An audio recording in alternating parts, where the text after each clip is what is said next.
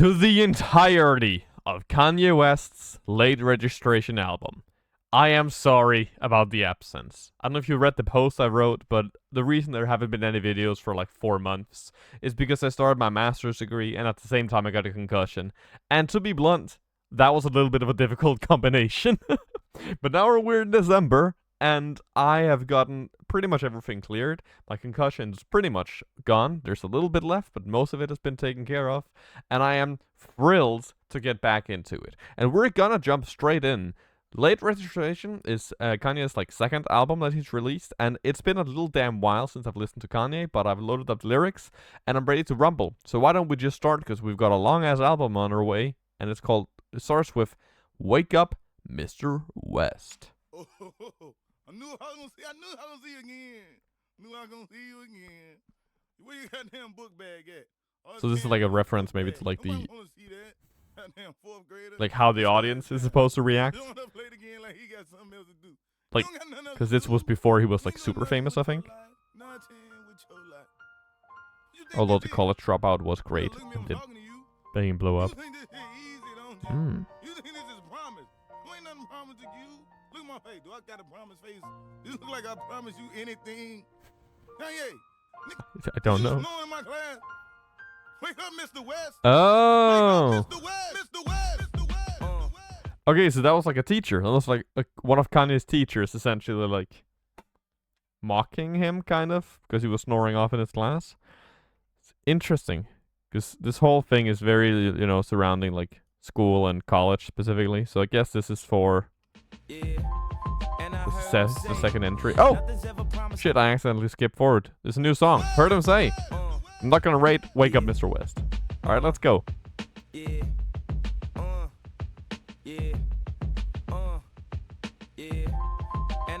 I like the piano. Nothing's ever promised tomorrow today. From the shot like Tim, it's a harder way.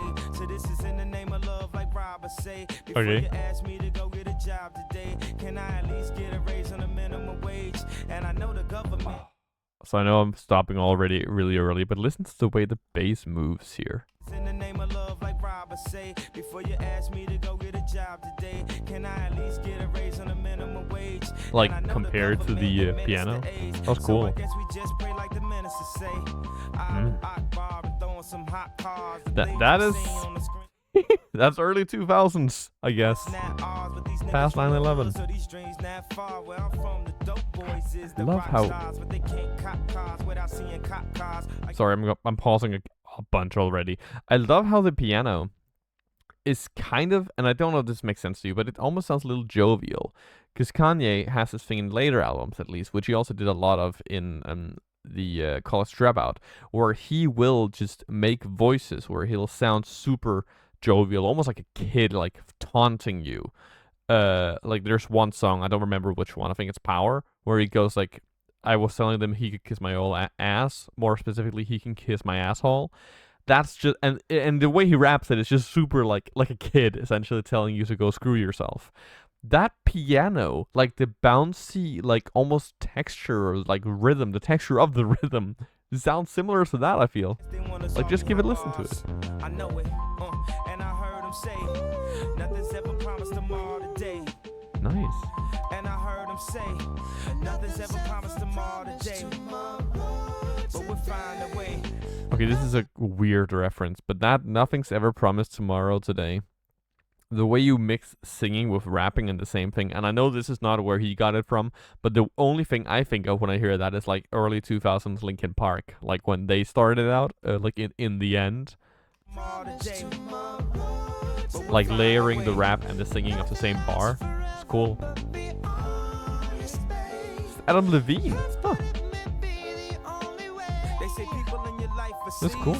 And anything that happened is for a reason. Damn. And niggas gun clapping and keep the squeezing. And RP. keep praying and keep believing in Jesus. And one day that should see him till then walk in his footsteps and try to be him.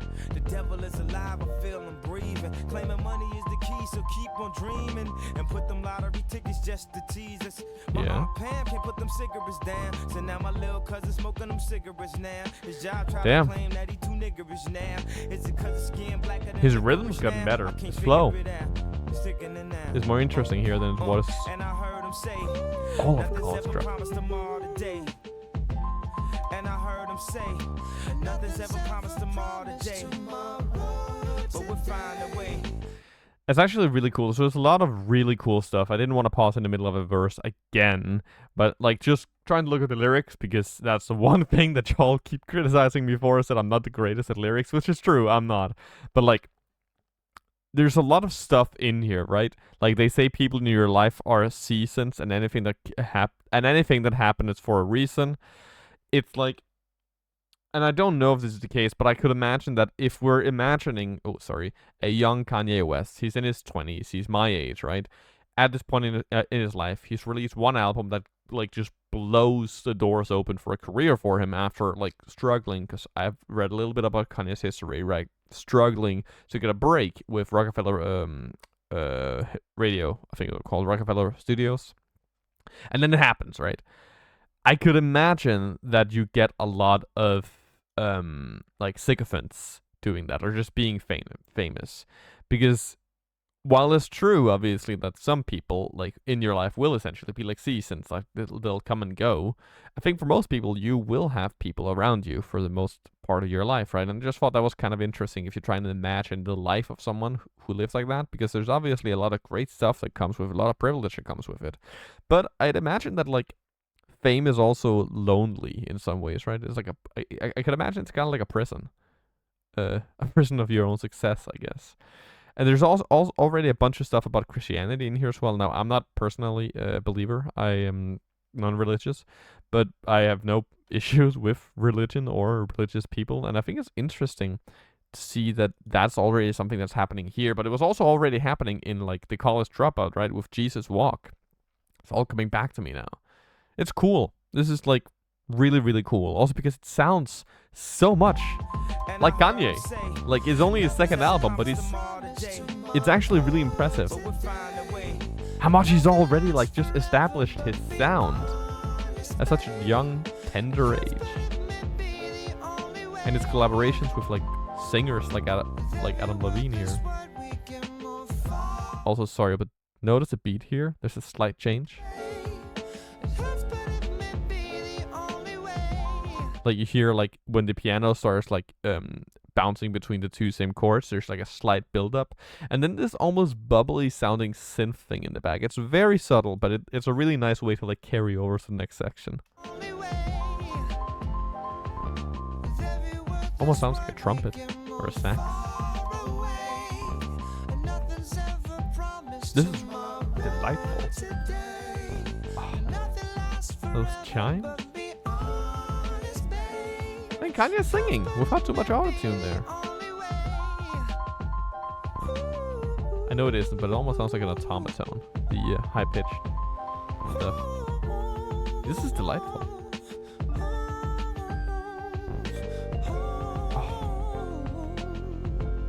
Like that just warms your cockles, doesn't it? Like that just warms your heart. It's really pretty. Like that's the word for it. It's pretty. It's really pretty.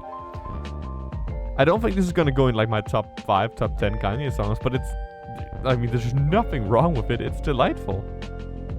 Yeah. Ooh.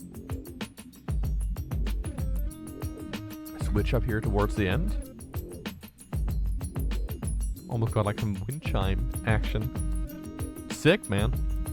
That's gonna be like a solid A. I can't give it an S because it didn't blow me away. But they've got functionally nothing negative to say of it. Because like, the only piece of criticism I would have for this song is that it isn't super exciting.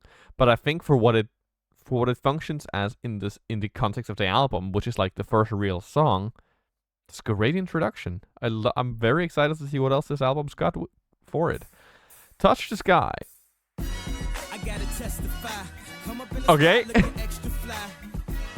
For the day I die, I'ma touch the sky. Okay. Gotta testify. Some soul music and like some, For the day I die, I think R&B in here, but I don't really know much about R&B or soul.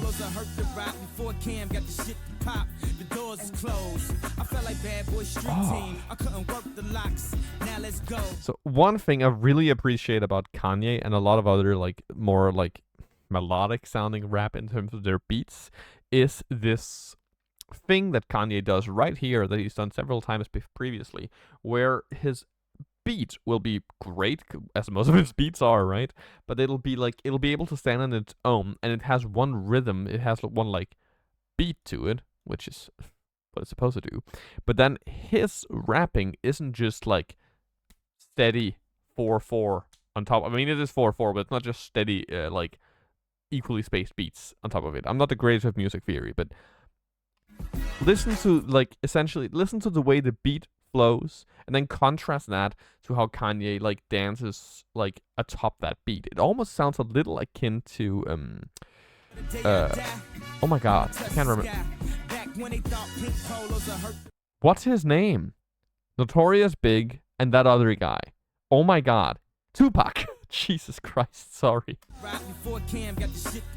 Almost sounds a little akin to the way he like raps like a ballerina, essentially. And that rhythm I was talking about, sorry, we're gonna move on soon, but like notice the wind music, like the instrument here, contrasting that to his rap. So instruments, rap. I couldn't work the locks. Now let's go.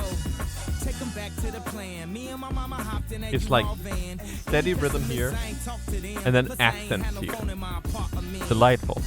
Let's take them back to the club. At least about an hour I stand online. I just wanted to dance. I went to Jacob an hour after I got my advance. I just wanted to shine. Jake's favorite line, dog, in due time. Now they look at me like, damn, dog, you what I am. A hip-hop legend. I think I died in an accident, cause this must be heaven. It's fun. Like, as we just talked about, right? He's just gone from like being a beat maker to a like world star. A hip-hop legend. I think I died in an accident, cause this must be heaven. Great. Also good way to make heaven rhyme with accident.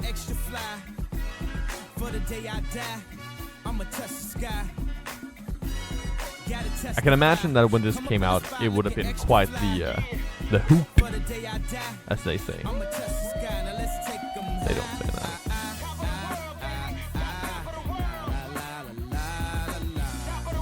And that's one of the things that this is a perfect example of what I was talking about earlier, right? Where he sounds almost like a kid.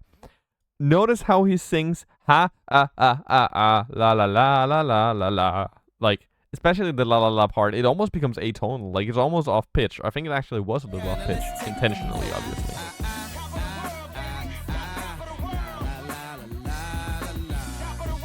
Like, slightly off pitch, but it works.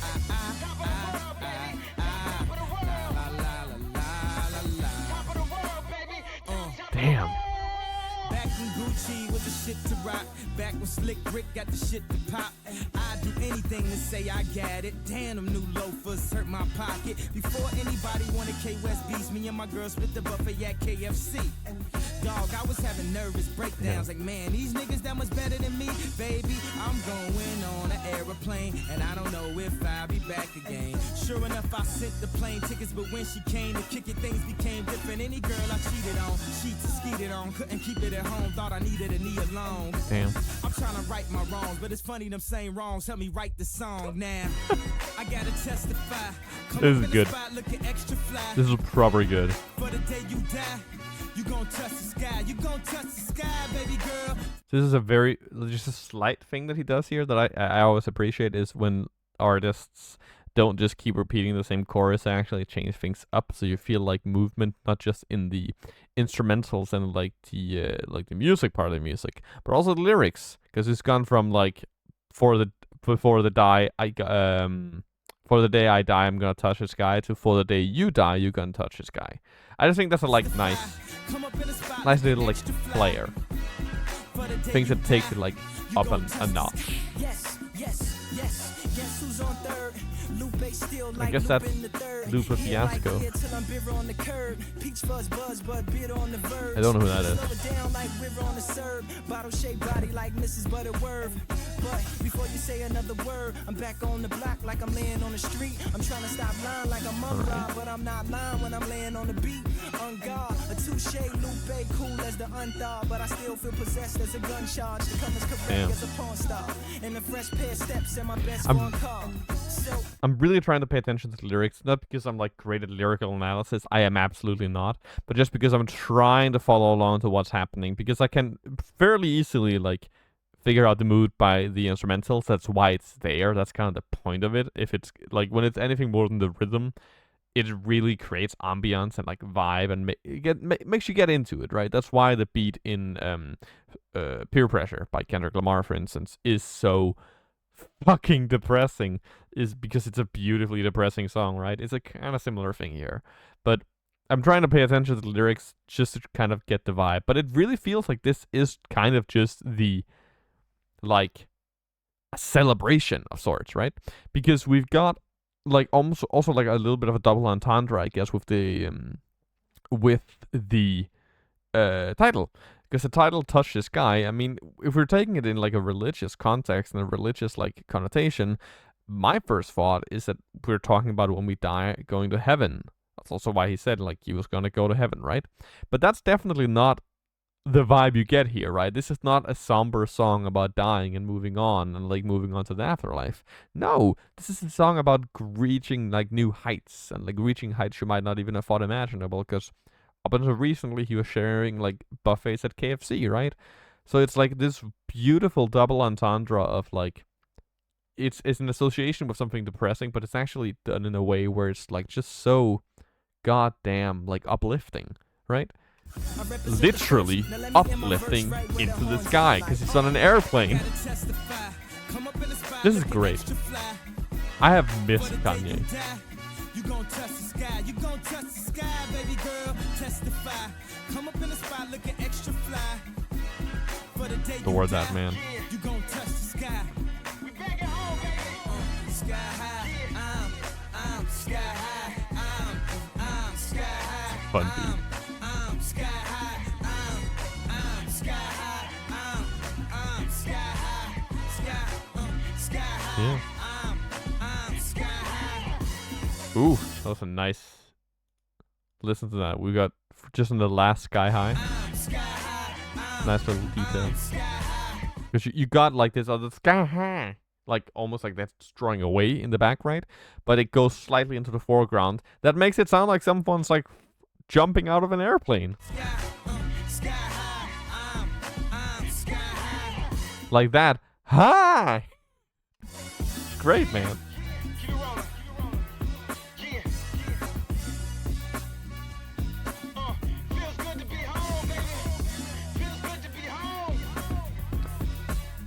I mean, I can't, man.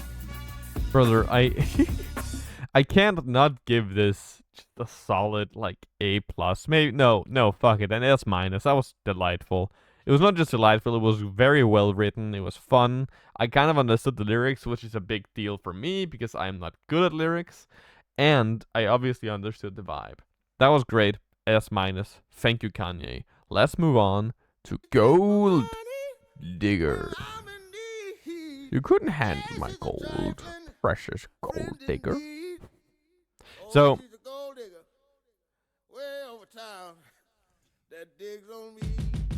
we have covered Gold Digger before. You can watch a video here or here. I'm looking to my left to make sure that I'm in frame. You can watch the reaction that I've done on Gold Digger already if you want a little bit more of an in-depth reaction. So I guess this is more like a review. It's like a second listen.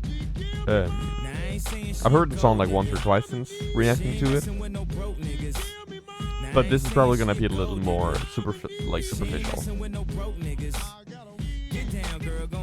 Because I don't need to like, or like, you're not gonna get much out of it if I just repeat myself.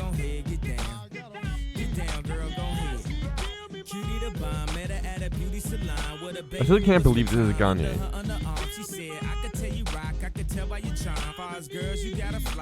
tell by your charm and your arm, but I'm looking for the one. Have you seen her? My psychic told me she have an ass like Serena, Trina, Gina for Lopez, 4 kids, and I gotta take all they badass to showbiz. Okay, get your kids, but then they got their friends. I pulled up in the Benz, they all got a bin. We all went to den, and then I had to pay. If you fucking with this girl, then you better be paid. So, just compared to what I said earlier about like how I can imagine that fame is like troublesome. It's like a prison essentially, right? I would imagine that if you're really famous and really rich, you would also have like issues with like finding partners. And not necessarily in like a derogatory way. Like I don't mean to come off as like saying that you're going to be dealing with a whole lot of gold diggers, but you are going to be dealing with a whole lot of sycophants, right? And I'd imagine that if you're like me and you're not rich or famous, I can rest fairly assured knowing that my girlfriend loves me and knowing that my girlfriend doesn't like have ulterior motives getting with me, right? But if I was a like world famous, especially all of a sudden world famous musician, I'm not sure I'd have that trust in people. I don't know if that's what this song really is about, but just some fun. I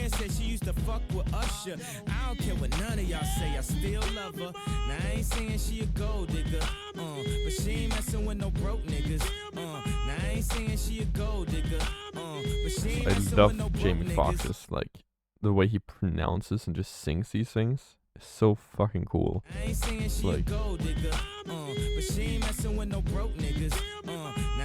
Like it's not she take my money, it's she take my money. I can't sing that. But you know what I mean, right? Like he goes up and does the like money. Like it becomes like extended in a weird way where it almost sounds like there's some really cool effects on it, and I don't think so. I think it's just his voice. But as I have repeatedly said throughout this channel's history, I am not a singer. And I'm sorry about that. And about what I just exposed you to. 18 years, she got one of your kids, got you for 18 years. I know somebody paying child support for one of his kids. His baby mama car crib is bigger than his. It is also kind of, sorry, we will go back and listen to the start of this verse again, but it is also kind of a similar thing that he's doing here. That he was doing earlier in one of the songs. I have a terrible memory, so I don't remember the name of it, but one of the songs we covered, like, I think the second song on the album, where he does that thing where he has one rhythm going that's very, like, hooky, almost. Like, it almost feels like it's, like, the tracks on which the train of rap, like, drives, right? He's kind of doing a similar thing here, where we go, she take my money when I'm in need, like, and then on top of that, you have the rapping. It almost functions as, like, 2 separate beats, because we also just have the very simple drum, and a little bit of, like, synth stuff. I understand they're part of the same beat, but it feels like they're almost 2 different beats, which is cool. It's something that you need to have, cause when she leave your ass, she gon' leave with half. 18 years, 18 I mean, yeah, you probably should get a prenup, regardless. That's probably just wise. No matter how much you love your partner. Okay.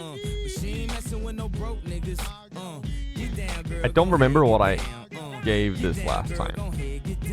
So,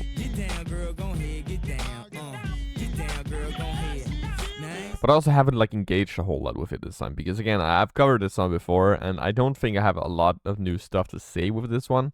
Not because it's not a good song and that there isn't a little bit of depth in it, because there is. It's just, it wasn't my favorite Kanye song then, it's not my favorite Kanye song now, but it's decent, it's like definitely not bad.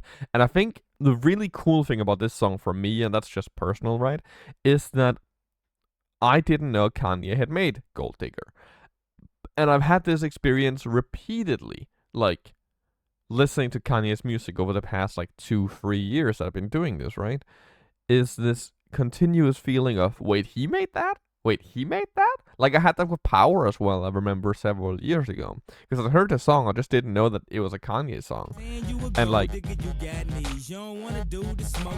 that's cool. I like that synth. That synth is tight. Put the mic down a little bit. Hopefully this sound is still decent.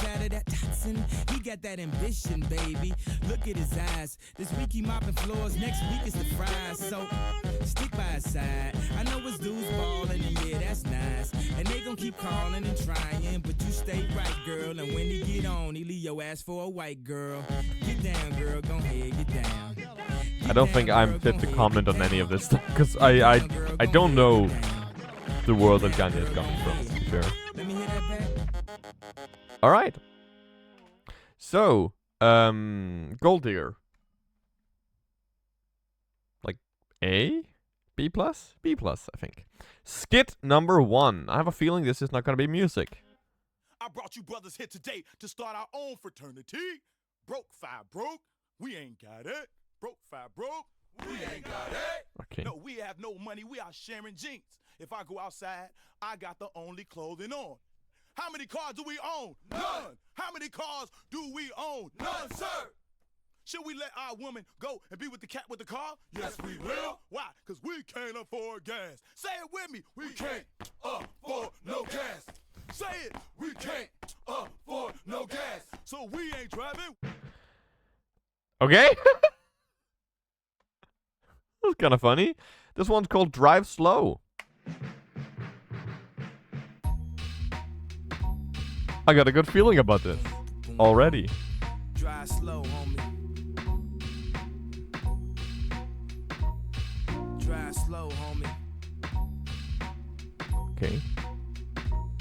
You never know, homie. So, am I tripping or is there like a slight hum in the back here? Boom, boom. Drive slow, homie. That, like, it's not a hum, but it is like just a very slight, like, I don't know what you call it, like melody that, not even melody, just tone that slides in. And then we have like a swingy like beat that sounds like it. I don't think it is. It's probably played on. It's probably like sampled, right? But it sounds like it could be played on like a drum kit. And this like just very weirdly aggressive, but not aggressive, like piano piece. Like it sounds like someone's just playing it with one finger, going. Slow, homie.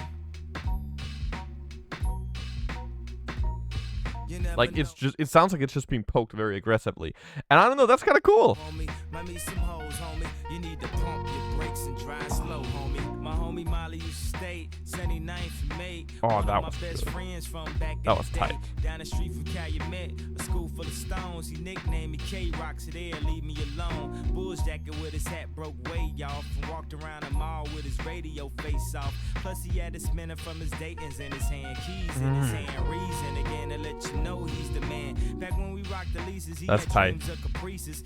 Drove by the teachers, even more by police. How he get the cash today? His father passed away, left him with a little something. 16, he was stunting. I'll be sure, nigga, with the hair all wavy. Hit Lake Shore, girls go all crazy. Hit the freeway, go at least about 80. Want so much that summer, even had him a baby. Am I crazy for saying this song makes me want to smoke cigars and like drink whiskey? There's just something about these types of beats, man, that really gets to me, that I really enjoy. I don't think this is gonna be about like a similar topic, right? But it gives me a somewhat similar vibe to Peer Pressure by Kendrick Lamar, just in the sense that it's like downtrodden and very storyteller-ish. Also, Drive Slow. I don't know if this is a reference to it, but I could imagine this whole thing is a reference to the car crash that like left him incapacitated and almost killed him, which kind of created his career, ironically, right? With The Wire. That song was fucking beautiful as well. That's one of the few times I've always cried at a Kanye song. Back then, if you had a car, you was the Chi-Town version of Baby, and I was just a virgin of Baby. That and Real Friends. One of the reasons I That messed me up. Crazy. I used to love to play my demo tape when the system yanked. Felt like I was almost signed when the shit got cranked. We'd take a Saturday and just circle the mall. They had Yeah, this is like right? This is a reference to him, like his start out with Rockefeller Records, right? Because I've seen the clip of him walking around. I think it is Rockefeller Records, like showing, oh my god, what's his name? Oh, I can't remember the rapper, like legendary rapper, huge rapper. His stuff, and specifically showing, I think it was like Jesus Walk, where he like shows it on, like, yeah, he shows a demo on a like recording system, and he seems like he felt like he was gonna get signed at the time. Fuck all that flirting, I'm trying to get in some draws. So put me on with these hoes, homie. He told me don't rush to get grown. Drive slow, homie. Drive slow, homie. So sorry, but I'm stopping again here. Is this like, is this another double entendre? Like, on one hand, we're talking about like drive slow, don't fucking like crash a car at high speeds, but also it sounds like, just from this part, right? With the girls, all that flirting involved, but dog, fuck all that flirting. I'm trying to get in some drawers, like getting signed, right? It sounds like he's also kind of talking about like taking things slow and steady with your career. See, I'm trying to do some lyrics. You need to pump your brakes and drive slow, homie. What it do? I'm posted up in the parking lot, my trunk waving. The candy gloss is immaculate, it's simply amazing. The mail bows poking wide on the candy lag, trunk open, screens on, neons lit with fifth relax. I'm on a mission for dime. I like this a lot. Ladies, allow me to introduce you to is this Paul Wall or TLC? And the fucking, I know it's not the color, but like, because it's sound, but just the texture and almost like the color, if you can imagine it, of this goddamn, I think, trumpet. To my CL Mercedes, it's a star-studded event when I valet park, open up my mouth, oh, sunlight illuminates the dark. Gives me goosebumps, man. That's so tasty. That's some real gourmet stuff. I'm leaning on the switch, sitting crooked in my slab, but I can still catch poppers if I drove a cab. A young Houston hard hitter, all about the skrilla, riding some candy coated, crawling like a caterpillar. I really like this like flow, that I don't know who this is, to be fair, but I like the flow of, again, this like really just simple but moody beat, and then like riding something candy coated, crawling like a caterpillar, like that da da da da da da da da. I think this is a kind of cool flow to go over this really moody beat.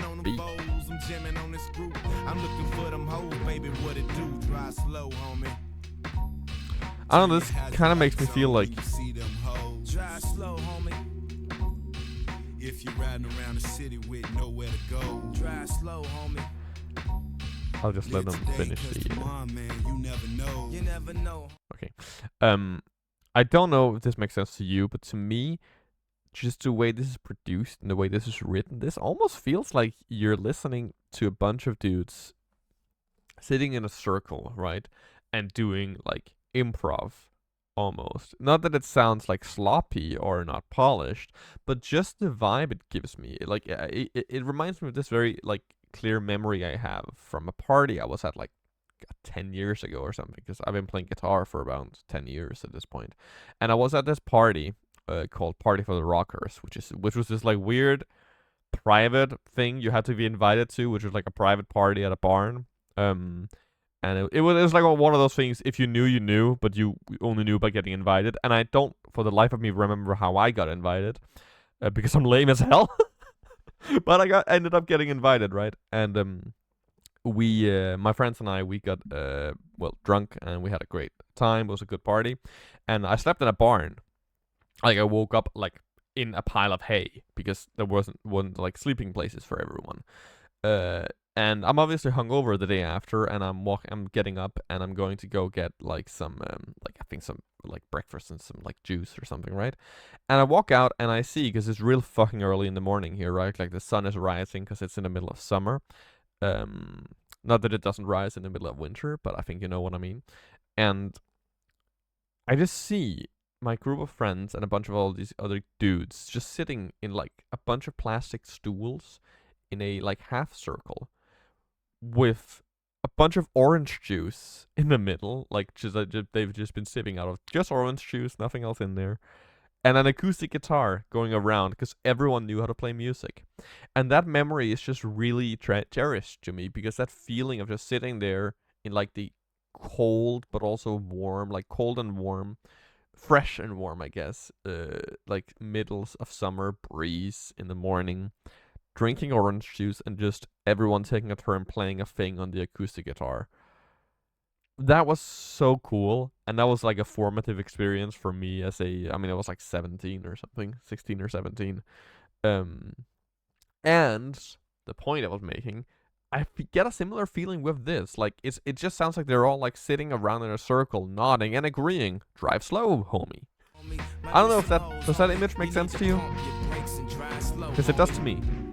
My cars like the movie, my cars like the crib. I got more TVs in here than where I live. And I don't make no sense, but baby, I'm the shit. And everything I flick, you know what some says. I got the custom grill, I got the bravest rims, I got the ball of genetics. Oh, small detail, but just listen. Listen to the way this guy pronounces stuff. He does like a he like does a breathe in like I. It's not I, it's I. I got the custom grill, I got the bravest rims, I got like Brab's Rams. That's really cool. all the genetics, baby, this evidence. You see a player flicking, and how you ain't convinced that you should go and kiss it. Just a little bit.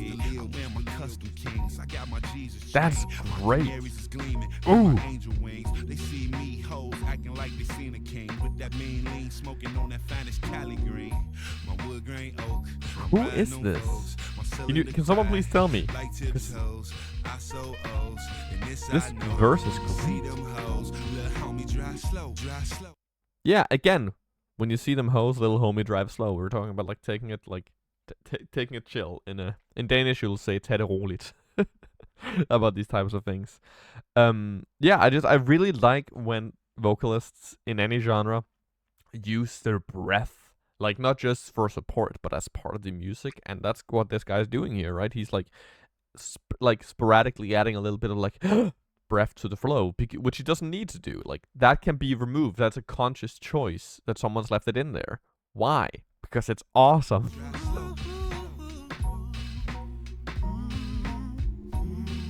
Oh. Fuck yes. I really like this song. This is the best one on the album so far for me. JC! Sorry, that was the rapper I was talking about earlier that I couldn't remember the name of. Drive slow, homie. That's cool. And scary. Slow, homie. We're on like 0.75% speed. Might meet some hoes, homie.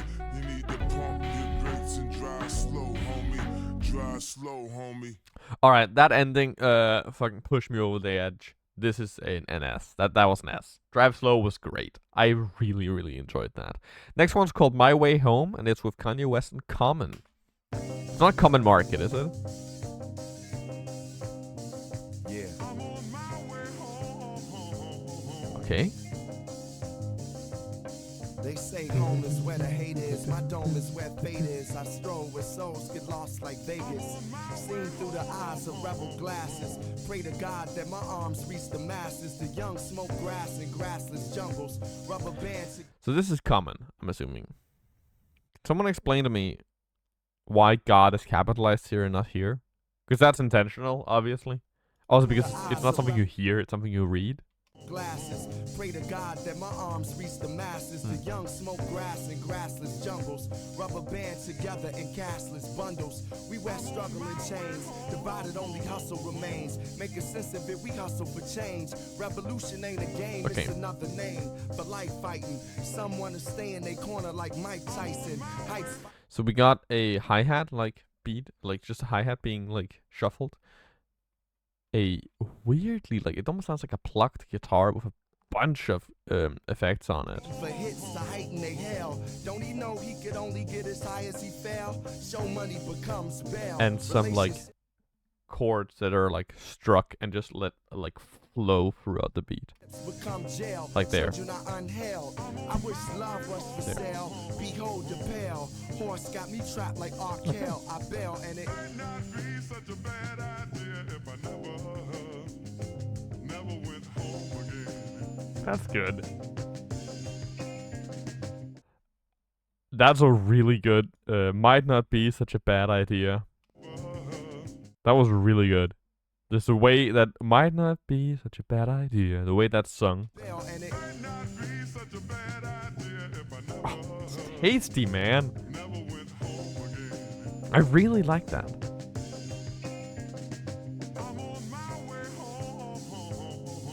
What? That's not what it says there. Comment's probably gonna come in again, or maybe Kanye.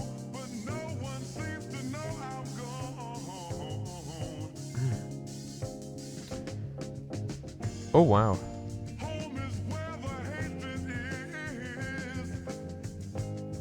There's some pain there, huh?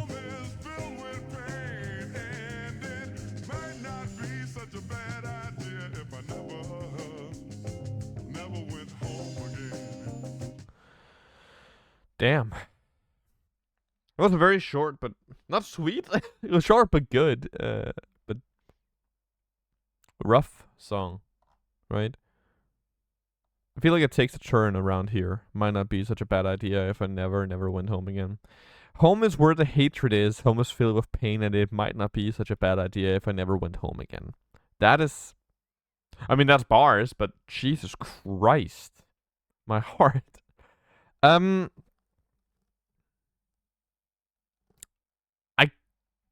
Okay, so I'm kind of trying to figure out if I want to give this an A or an S.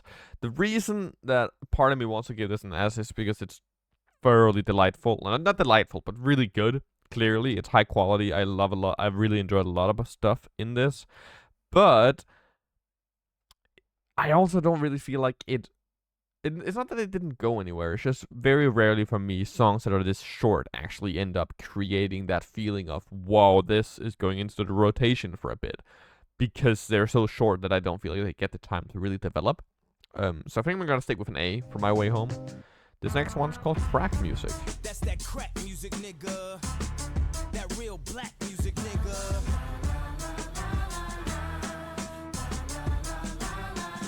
That's a good intro. I want to hear that again. Let's go. That's that crack music, nigga. That real black music, nigga. So, if you notice, sorry, but we're going to stay here a little bit. The beginning here, first 3 notes. Not 3 notes, like 6 notes. Do do do do. Stop. Have drums. Kanye rapping, and then music, nigga. It doesn't start back down again. It just goes do do do. It's almost like a whole scale. I don't think it is, but it sounds like it could be. La la la la la la. That's like going up and down the scale. Also, I love the sting underneath the beat, like around here. That like sting. That's cool. How we stop the Black Panthers? Ronald Reagan cooked up an answer. You hear that? Yeah, he didn't indeed, huh? Oh. I think I understand the title now. Didn't Ronald Reagan, like, essentially, like... Wasn't that when, like, the tough on crime... So I'm not American, in case you didn't know. But wasn't that when the tough on crime, like, attitude really started, like, amping up? And, was it Nancy Reagan who, No, not Nancy Reagan. Ronald Reagan, yeah. Where the tough on crime stuff started, and Ronald Reagan... Was there something about distributing drugs in the population and clearing out, like, black areas? That's something I've heard of, at least, but I don't know if it's true. Correct me in the comments. Sometimes I feel the music is the only medicine, so we cook it, cut it, measure it, bag it, sell it. The fiends cop it. Nowadays they can't tell it. That's that good shit. We ain't sure, man. Put the CD on your tongue, yeah, that's pure, man. That's that crack music, nigga. That real black music, nigga. So, I obviously don't understand what it's like to be black or black in America, in particular. Especially not in the Reagan area, in the Reagan era. But I feel like I can very much relate to this. Sometimes I feel the music is the only medicine, so we cook it, cut it, measure it, bag it, sell it. The fiends cop it nowadays. They can't tell if that's a good shit. We ain't sure, man. Like, the whole idea of, like, music being the only medicine for an ailment, whatever that might be on a personal level, I think most people can relate to. And I can really imagine also that if you are an oppressed group, right, one of the ways that you, like, I would imagine that you, like, energize a movement is through music, right? Like, if we look at Rage Against the Machines, for instance, that's kind of what they did, right? With like the whole like with Killing in the Name Of and Bulls on Parade and stuff. Like, it's not just good songs, which it is. It's good music, but it's music that, like, energizes the soul in a certain way. And I can imagine that if you're, like, from this area and from this era, when you hear Kanye saying how we stop the Black Panthers, well, Ronald Reagan cooked up an answer. I don't know that if he's against Reagan's answer, but I'd imagine, maybe not so much anymore, but at least back then, from what I understand, I could imagine that is, like, vitalizing in a way, right? Like, it energizes the soul, and it could light a fire in your belly. So sometimes music can be the only medicine, I feel. Or maybe not the only, but the most potent medicine, if that makes sense. That's that crack music, nigga. That real black music, nigga. That's my understanding. I love the like counterpoint here almost as well of, like, really aggressive sounding beats, really aggressive, like, lyrics, and also just the way that it's done, like da da da da da da da, and then mixed with these gorgeous, like, this gorgeous choir. It's a fun, like, counterpoint. Mothers is highly home, and the mighty gones like us up in the arty home. How the Mexicans say we just trying to party home. They wanna pack us all in a box like styrofoam. Who gave Saddam anthrax? George Bush got the answers. Back in the hood, it's a different type of chemical. Arm and hammer, baking soda, raise they whole quota. Right when our soldiers ran for the stove, cuz dreams of being Hova went from being a broke man to being a dope man to being a president. Look, this hope, man. This that inspiration for the moles and the folks, man. Shorty come and see his mama straight overdosing. And this is the soundtrack. Did you hear that? We are at this junction. Not only is there a the chorus, but if you wear headphones, if you don't, put on some goddamn headphones and listen to your right ear. Man, this that inspiration for the moles and the folks, man. Shorty come and see his mama straight overdosing. And this is the sound. There's an electric guitar in your right ear. And not only is it there, but it's amping, it's following the melody, and it's amping up a little bit in intensity throughout. This bodes well. Whoa, wait, what was that?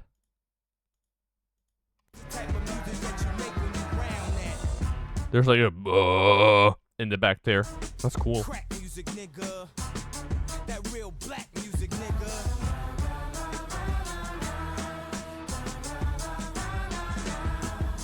Am I completely mistaken for drawing some parallels in my head here with the point that Kendrick Lamar makes again in The Art of Peer Pressure? I don't know if you can tell, but that's my favorite Kendrick song thus far. Maybe just my favorite song I've covered on my channel. I've heard it extensively.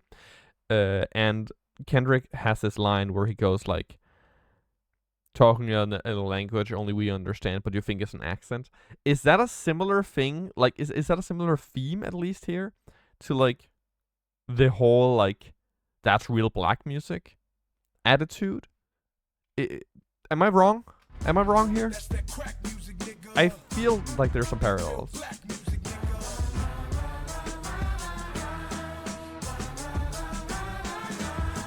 Ooh. Someone was going off in the vocals. La la. Good.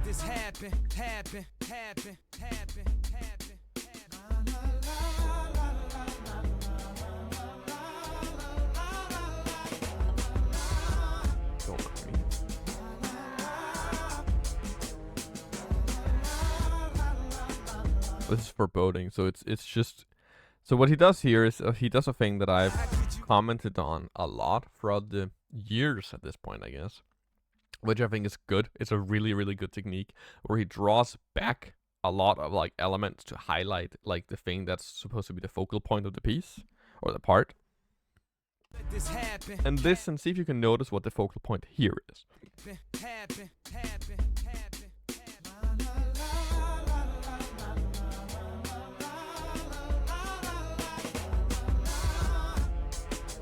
Because at least what I think is the focal point. This is off-putting, right? I'm not crazy for saying that. Like, this part is off-putting in a really good way. That's a point, clearly, to me. But the reason it's off-putting is because you have this really nice melody that's singing this, like, la la la la la la la, which is maybe a little, like, again, jovial. Like, it sounds like something a kid would be saying, la la la la la la. But then you mix it. And you mix it with a melody that is much lower in the register. It's like a rounder sound, and it almost sounds like it's going the opposite way. So if the la-las are going left, this one's going right, and it creates this chasm of sound. Just listen to this. It's like the buzzing sound.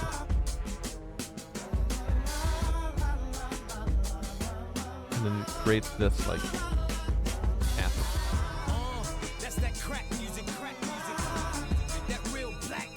Which allows for this to emerge. Damn.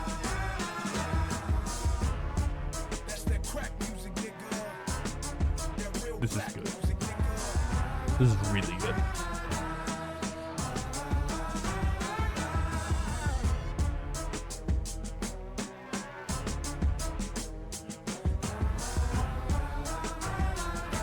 Jesus Christ.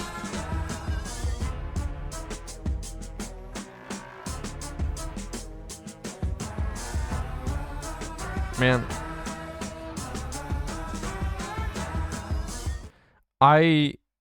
sometimes when you listen to an artist and you listen to their early stuff, you can see potential, but you don't necessarily see the thing that made them who they are. So one of my favorite bands, Avenged Sevenfold, for instance, if you go listen to their really early stuff, like their album Sounding the Seventh Trumpet, there's elements in there of what make them great, but it's not the best. It's not the greatest.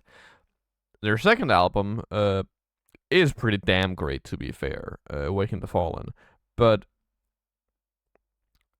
it's not the case with Sound of the Seventh Trumpet. Already here, like, this is only his second album, and it was also the case in The College Dropout. You hear what makes Kanye special. Like, his ability to take things that are, like, kind of definitionally kind of repetitive rap beats, and make them so fucking interesting to listen to.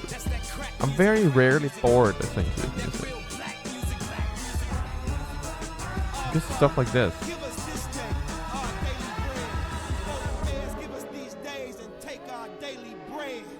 See, I done did all this old bullshit, and to atone, I throw a little something on the pulpit. We took that shit, measured it, and then cooked that shit. And what we gave back was crack music. And now we ooze it through they nooks and crannies. So our mamas ain't got to be they cooks and nannies. And we gon' repo everything they ever took from Granny. Now the former slaves trade hooks for Grammys. This dark diction has become America's addiction. Those who ain't even black use it. We gon' keep bagging up this here crack music. So, okay. This is Danish, and it says, we don't know the lyrics to this one. Oh, okay. Well, I guess we won't have any lyrics for this. I had a question about this one. So, am I wrong again for thinking that this is also kind of a reference to how at the time there was a very strong, I don't know what to call it, like anti-black sentiment? I'll just go into late registration again while I speak. Anti-black sentiment in the sense, in America, in the sense that it was also just, it wasn't just everything else that had been up to that point, but also a very strong anti-hip-hop attitude, because hip-hop was kind of regarded as this like evil force. I don't know if this is the case, but I know that metal had to go through this when heavy metal properly came out and became like the juggernaut that it is now, right? Is this a similar thing? Or what? I don't know. Anyway, crack music, that was an S. No ifs, ands, or buts about it. That was fantastic. Loved it. I want to hear more like this. We're now gonna have me deal with some technical difficulties and move on to Roses. Alright, Roses without lyrics. I know it's past vision and Okay, just hours, without but can available I please give me lyrics. these flowers? The doctor don't want to take procedures. He claim my heart can't take the anesthesia. And it sent a body into a seizure. The little thing by the hospital bed, it'll stop beeping. Hey chick, I'm at a loss for words. What do you say at this time? Remember when I was 9? Tell it. So it sounds like this is going to be a pretty heavy song already. Just a quick note here in the beginning. I really enjoy, and this is something I enjoy across pretty much all genres when artists do, when the chords they use, they move in this particular way. And I'm gonna be real with you, I don't know what it's called. It sounds akin to like using 7 chords to me, but I'll point when he does it. It'll stop beeping. Hey chick, I'm at a loss for words. What do you say at this time? There. Remember when I was 9? That like do do, like going down, up, down, or not down, up, down, but just like that, like it's almost off kilter a little bit, right? It's like a little crooked in the sound, which works really well because it's pretty. It's played on like chimes here, it sounds like. So it's pretty, but it's kind of crooked. It feels off, which is really fitting considering we're talking about someone sitting by a hospital bed and that little thing like stopping to beep. Tell her everything gonna be fine, but I be lying. The family crying, they want her to live, and she trying. I'm arguing like, what kind of doctor can we find? You know the best medicine go to people that's paid. If Magic Johnson got a cure for AIDS, and all the broke motherfuckers passed away, you telling me if my grandma's in the NBA right now she'd be okay? But since she was just a secretary, worked for the church for 35 years, things supposed to stop right here. My grandfather trying to pull it together, he's strong. That's where I get my confidence from. As a nurse, did you do the research? Whoa. She asked me, can you sign some t-shirts? Bitch, is you smoking reefer? You don't see that we hurt, but still I smile. That's quite the intro, huh? So we're only 1 minute in, but I've got a gut feeling this is going to be one of my favorite Kanye songs already. Just that intro was fucking phenomenal. Like the slow building of tension in terms of the lyrical contents. It's being revealed that it's his grandma he's talking about, right? And then like that targeted anger towards someone, I don't know who. As a nurse, did you do the research? She asked me, can you sign some t-shirts? Bitch, is you smoking reefer? You don't see that we hurt, but still like that, the whole being asked to like do something, like in this case it sounds like it's a fan maybe asking for like signatures when or an autograph when he's like clearly hurting.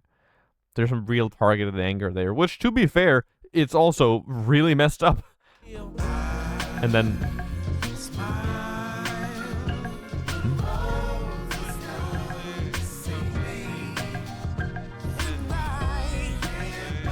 so many moving parts, man.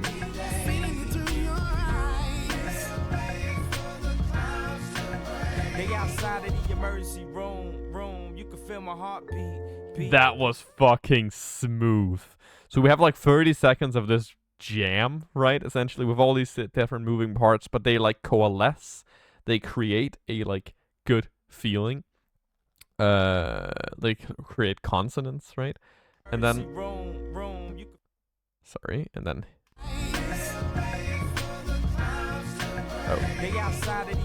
there. Pull it back to highlight the point. We gon' find out soon, but right now she sleep. My mama say, they say she could pass away any day. Hey chick, what these doctors know anyway? Let me see the x-rays. I ain't no expert, I'm just hurt. Cousin Kim took off for work. Plus my Aunt Shirley, Aunt Beverly, Aunt Clay, and Aunt Jean. So many aunties, we could have an auntie team. Feel like A. Marie, it's just one thing. When they said that she made it, you see their eyes gleam. I think we at an all-time high to get there. We run, we fly, we drive. Cause with my family, we know where home is. So instead of sending flowers, we the roses. Whoa. There's one line he said in here that I really like. I don't know, it just hit me. I can feel, which is the whole like, let me see the X-rays. I'm no expert, but something. I would say more precisely what he was saying, but you can see that I can't see the lyrics, right? I don't know if I've mentioned on the channel before. I think I have, but I lost my father when I was 18 to cancer, and I'm 26 now, so that's a good while ago, and I've processed it properly. That's why I'm comfortable talking about it on camera as well. But one of the most vivid feelings I remember from that experience is this feeling of powerlessness, right? Because with a lot of things, we like to imagine that we are in charge of our own lives and of everything that happens around us. And with some deaths, you are in charge of, some things. Like some accidents could have been avoided, but at least with my dad, that was non-heritable type of cancer that just kind of happens randomly, which is, I believe, around 1/3 of all cancer. I don't know what this case with his grandma is. She might just have been old. But that feeling of complete powerlessness and of frustration that doctors, who in our minds at least are made of at least paragons of medicine and health, they are healers essentially, right? When they can't fix you, that's scary. That's a really scary feeling. So that, I don't know, that just latched onto something. I think that was really eloquent. I love the drum in the right ear. This is a fantastic chorus.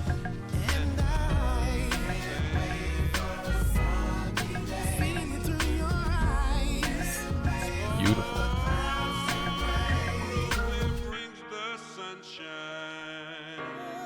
Yeah.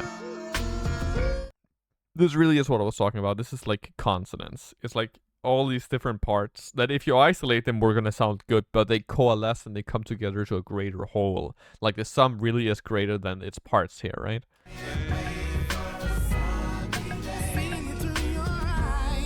Because you have 3 different voices there. You have the center chorus, then we have "Sing It Through Your Eyes" coming in, and we have some deep brass sounding male voice in the left ear.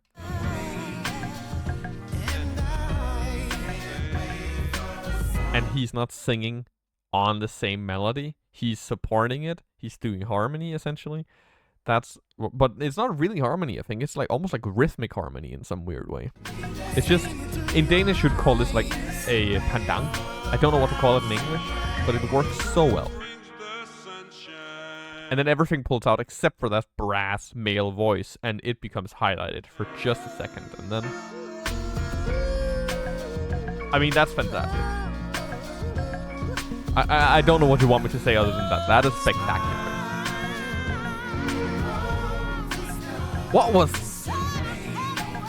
was that?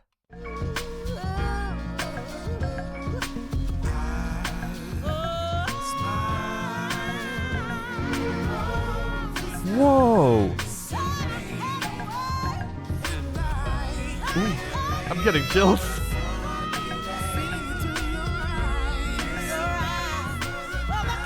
Oh, my heart.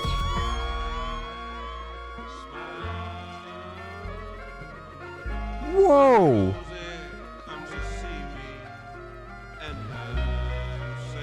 I'm at a... Okay, no, I can feel we're building up to something. I'm at a borderline loss for words. We're gonna go back and get through all this again, but that wavy sound that hits you around, I don't know, 30 seconds ago.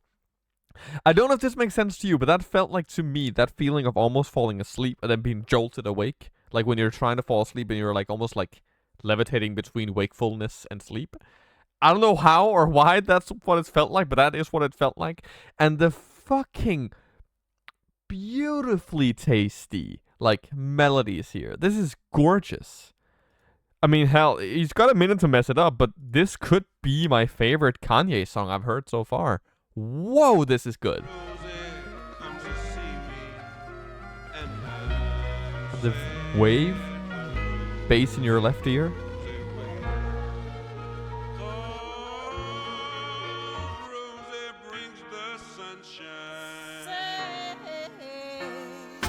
Wow.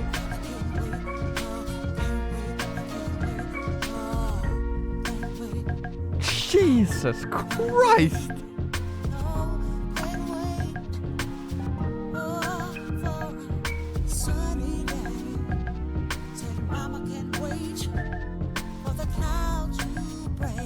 This is genuinely fantastic.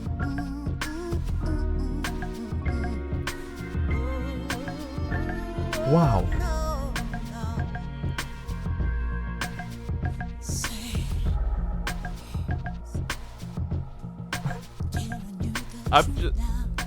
I've got nothing, man. I've got nothing to add.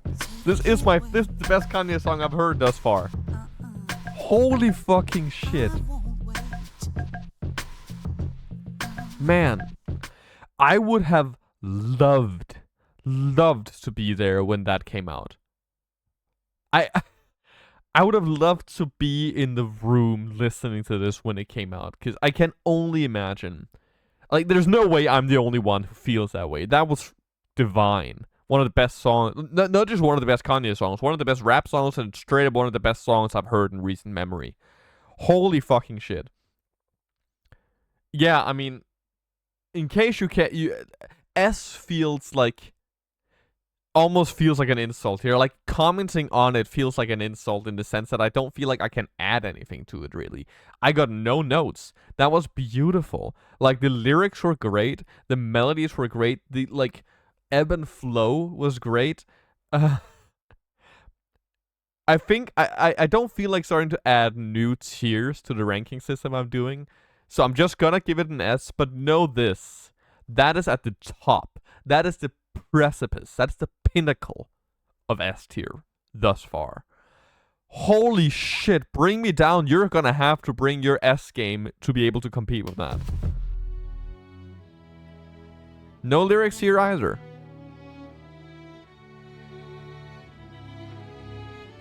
I mean, it's a good start with strings. I'm never gonna complain about some strings. I always knew that one day they try to bring me down, way down, way down. Okay. One of you fuckers told me that I should really look forward to late registration because of how much I love this part of Kanye's music. And I was I'm gonna be real, I was a little skeptical because I've heard Jesus, and Jesus was great. Which we will cover again at some point. But this is outrageous. I know we are only 26 seconds into this, but to go from Roses and that high and not just fucking fall from the pinnacle to the pit, that's a little Ghost reference for you, that's really impressive. I am very excited about this song. Let's fucking go. So we're leading in with these almost Disney-esque strings. Like, that could be in a Disney, like, soundtrack. I always knew that one day they try to bring me down, way down, way down. The melodies there are so fucking good, dude. One day they try to bring me down.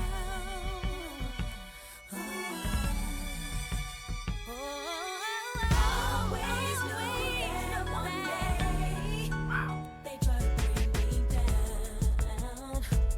way down. I really like that lead-in for this one here. We're building up. You can also hear, I love how with strings, and I don't know if this is a string patch or if this is like actual real strings. I am not, like, my ear is not that like perceptive, unfortunately. But I really love how if you can hear the vibrations, it's like they become longer and more like, I don't know, vibration-y. Like where you can hear, it's almost like it becomes like rusty. Always knew that one day when they peak, and then here. First, it just shows up in the background, a little piano melody. There, it comes at the same time as the vocal, so you don't necessarily hear it. And then, it leads you into this. That's so fucking smooth, dude.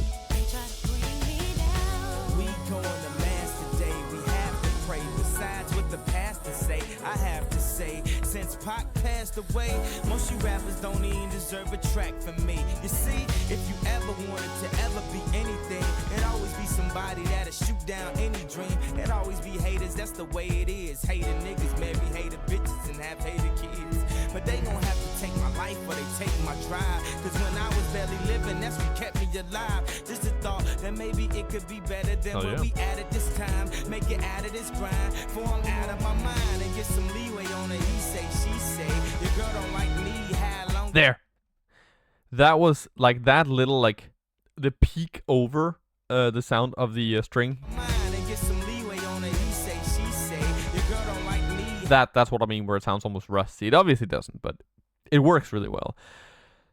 I enjoy this. Thus far. And everybody wanna run to me for they singlet. It's funny how these whack niggas need my help. Running around when I couldn't feed myself. Dog, if I was you, I wouldn't feel myself. Dog, if I was you, I'd kill myself. Made a meal myself, and I'm still myself. And I'ma look in the mirror if I need some help. Y'all speak from the heart, y'all all frontin'. Everybody feel a way about K, but at least y'all feel something. It feels like he's standing at the top of a mountain yelling here. He's not yelling, obviously, but just the way, like his cadence, the way things sound mixed with the, like strings that are, like, fucking, like, not pulsating, but carrying him, and the vocal melodies from Brandy, I presume. This, it feels like it feels like a preacher, almost, pretty much. It's really cool. Another image I get is, like, this is gonna sound stupid, it sounds like he's almost surfing, like, on the strings. I'll look in the mirror if I need some help. Yeah. Sounds lonely, but I mean, come on, dude.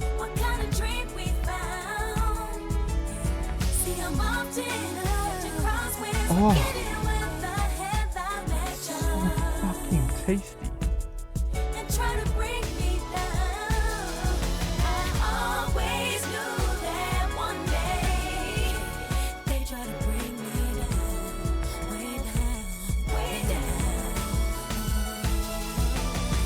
So I am assuming this is like this album's version of like a song to the haters, which I don't know if that's a thing that you do in hip hop, but it seems to be something in like a lot of albums I've heard thus far, to have like a song that's kind of dedicated to telling people to go fuck themselves, essentially, but in a like elegant manner, if that makes sense.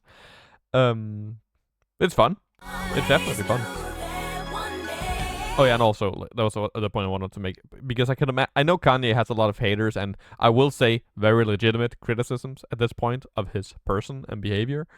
But back then, was he as obviously unhinged, for lack of a better word, as he is now? Or so this, I think this is like 2004, 6-ish, right?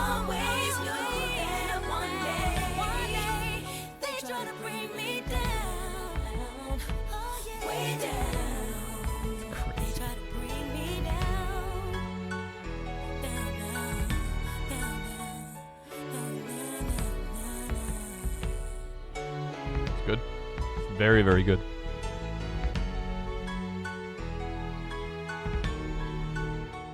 Almost sounds like a Bond theme here in the end. Yeah, I mean, I don't think I have much to add to Bring Me Down. Not because it wasn't good. It was really, really good. I really enjoy the like ebb and flow here again, but also just the smoothness of it, because I think a lot of Kanye's music becomes very punctuated, which is not a bad thing at all. It's just the way he raps sounds like a preacher, right? It sounds like someone preaching, which easily becomes very, punctuated, I guess is the word, but not in the same way as, say, a Kendrick Lamar, who just seems to be like just a master of flow, but more like in a little bit more of a monotonous way, which sounds bad, but it's not meant as such, right? I don't know if I'm making sense, but he often his music is often flowy and smooth, but not because of his rapping, but because of everything else around it.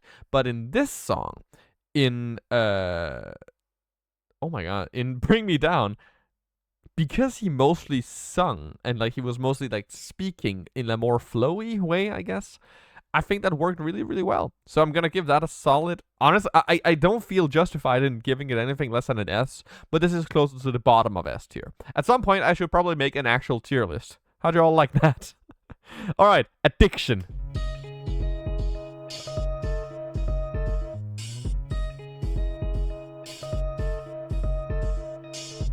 That's a really cool beat already. So we have this like, we have a like just weird, like very muted, like kick drum. That's doing like a da da da da da da da da da da. We have a hi-hat, and then this. That sounds like a plucked electric guitar. Make me smile with my heart. Okay. Why everything that's supposed to be bad make me feel so good? Everything they Thought told me Addiction. not to is exactly what I would. Man, I tried to stop, man, I tried the best I could, but make me smile. What's your addiction? Is it money?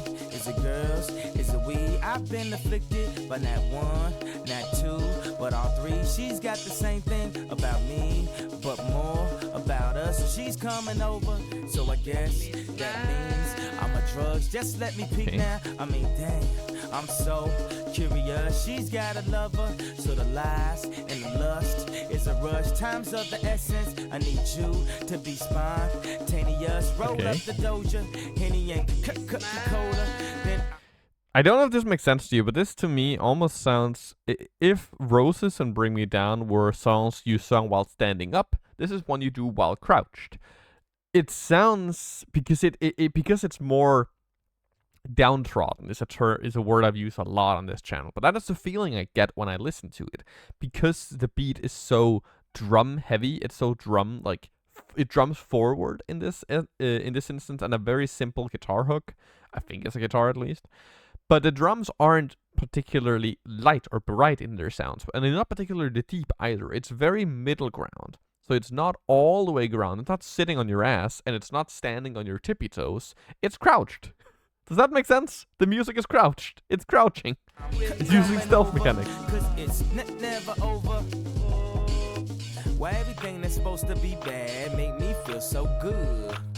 Everything they told me not to is exactly what I would. Man, I try to stop, man. A lot of I that tried can the best come I down to could, dopamine. but make me smile. I see the emotion in your eyes that you try not to show. We get the closest when you high or you drunk or you blow. So I pour the potion so we can both get high as we can go. Then I'll get the lotion and do something to me when your thighs is exposed. No turning back now. I mean, I don't mean to impose. Not now, but right now, I need you to undress and then pose. I'm into that now. Get your vibe when the doors get closed. Roll up the Doja, Henny and Coca-Cola, and I keep coming over, cause it's never over. Why everything's supposed to be bad make me feel so good. Everything they told me not to is exactly what I would. Man, I tried to stop, man, I tried the best I could. Okay. But I enjoy this. I will openly say I think this is enjoyable. I don't enjoy it as much as I did with Bring Me Down and Roses, but I also don't expect everything on the album to be that high. Also because if it would get boring. Watch my Suicide Boys, most recent Suicide Boys reaction for more comments on that. Am I insane for saying that this kind of sounds like Doja Cat? Like the way Doja Cat like performs at the very least. Like I just noticed this when we went over to things supposed to a be woman's bad voice here. make me feel so good. Like, why everything is supposed to be bad make me feel so good. That rhythm, that cadence, and also just the way it sounds like I haven't heard much Doja Cat, to be fair, but it sounds like a slightly more complex, I guess, version of like Kiss Me More or something. Without, and I guess slightly more complex in some ways and slightly less complex in others, because there's obviously not the same like aggressively like feminine vibe to it here. Like this still has, for want of a better word, a masculine vibe. Everything they told me not to is exactly what I would. Man, I tried to stop, man, I tried the best I could, but I love the vocal melodies here in the back. And is that Kanye humming? Because it sounds like his voice, but usually I hear it when he's singing. I usually hear it really auto-tuned. So it seems like we're going into an instrumental thing here.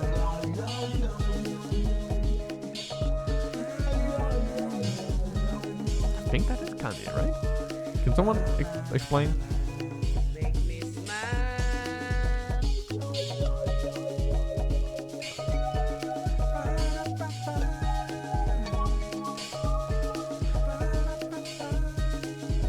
So,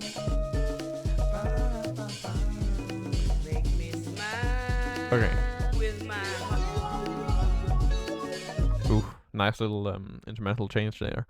So I know this song like is explicitly about addiction in some way. That's why I'm assuming that's why we're talking about like alcohol and sex addiction and weed and stuff, right? But it also just kind of sounds like it's a bit of a like love song in some way. Like at the very least, like the whole "you make me smile with my heart." I don't know. Obviously, there's some like there's probably some overlap, I guess, with the feeling of addiction, like when you're in the throes of addiction and when you're on like a high, especially with feeling in love. But I don't think they're exactly the same thing. And that "you make me smile with my heart," I don't know, that's not something I would associate with addictive feelings as much as that is something I would associate with this like feeling of comfort, I guess.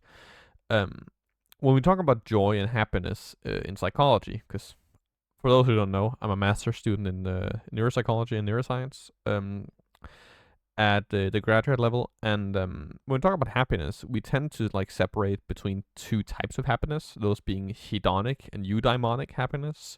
Hedonic happiness is addiction. That's like hedonism. So that is doing drugs or having sex or drinking a bunch of alcohol, gambling. All of that is hedonic pleasure because it brings you this very instantly gratifying feeling. Gaming is usually hedonics, right? And hedonics is great. It's really pleasurable, but it tends to, in the long run, not really lead to what people assume, like what people associate with happiness, like that internal feeling of joy and peace and like serenity, I guess, that I think a lot of people associate with happiness. That comes from eudaimonics usually. And eudaimonics is this type of happiness that is less clear. It's less instantly gratifying, but it's something that kind of is created through purpose. So a good example of this is having kids, because believe it or not, most people's quality of life dips when they have kids. There's like pretty good empirical data on that. But their feeling of purpose increases. Their happiness might even decrease for a bit because having a kid is really fucking rough, as anyone who's had a kid will attest to. But that feeling of purpose and that feeling of joy of taking care of someone else and watching your kid grow up, that is like the epitome of eudaimonic happiness, because it is not instantly gratifying.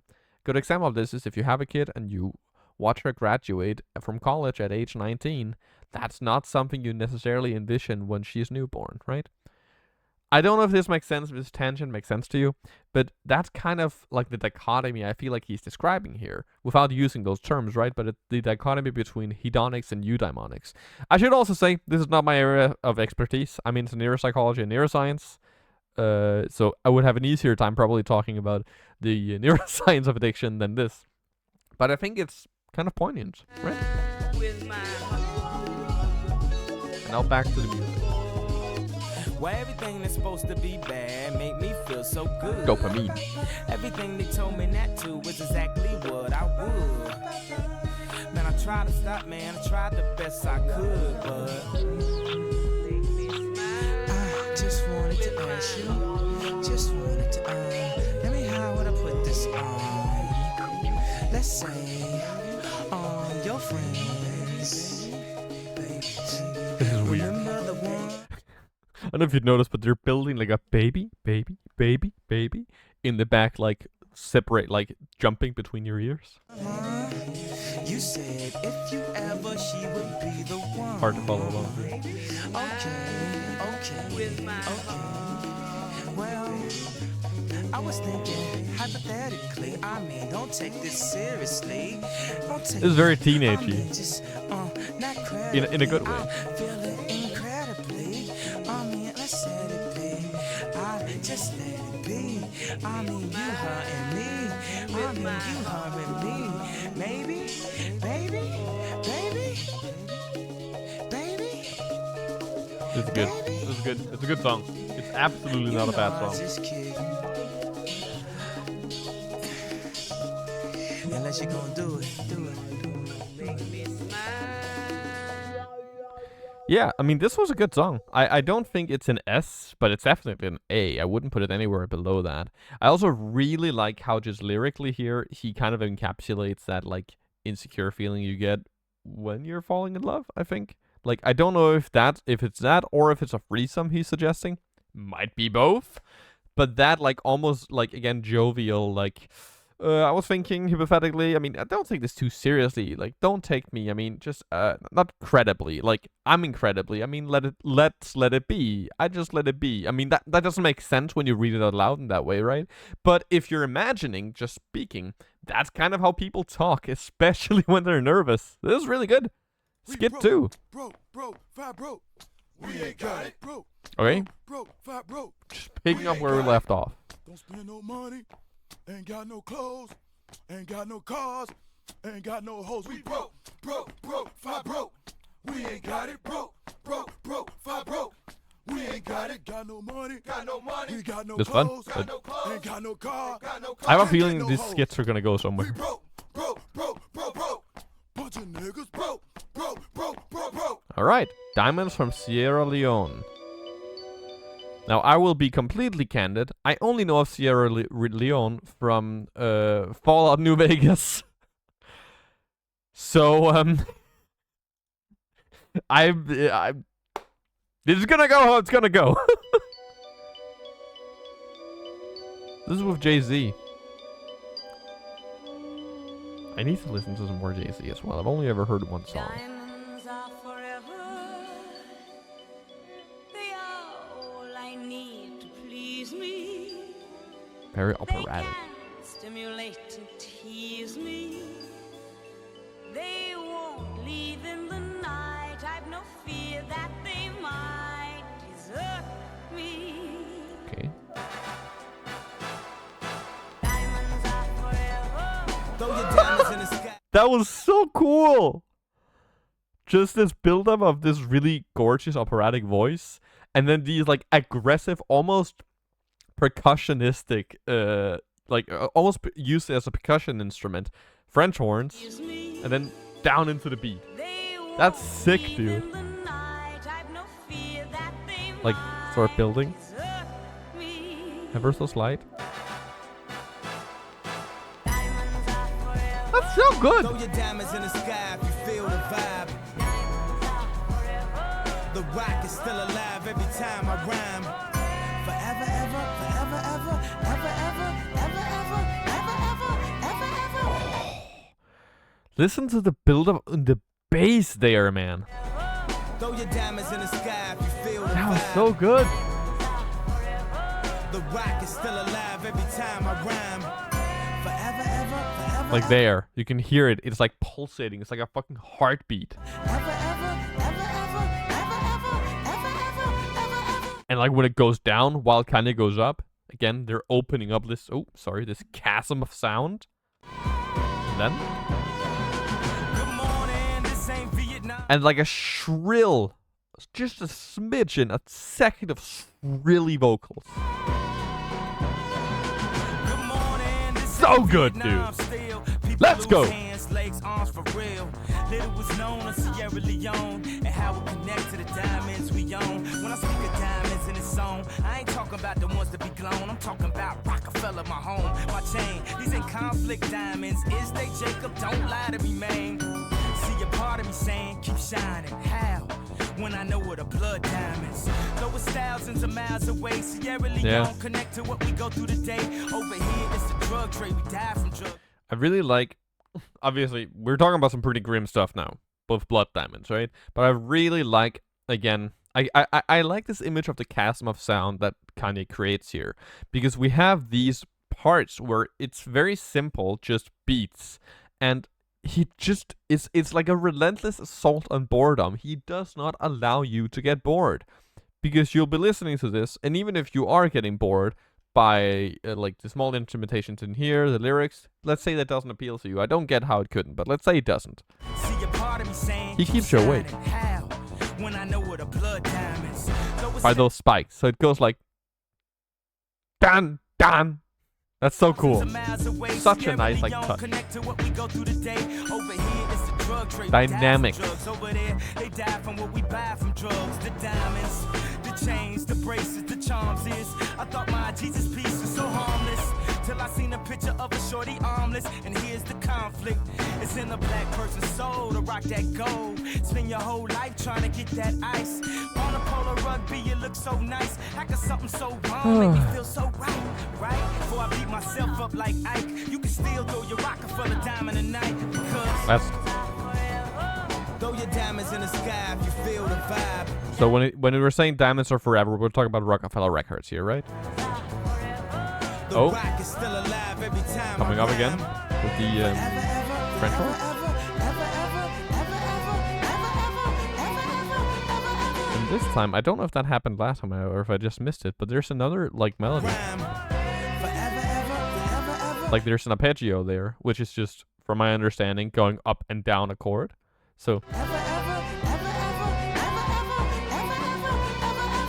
it's almost like bouncing, right? Almost like a ball in like one of those like old like video games.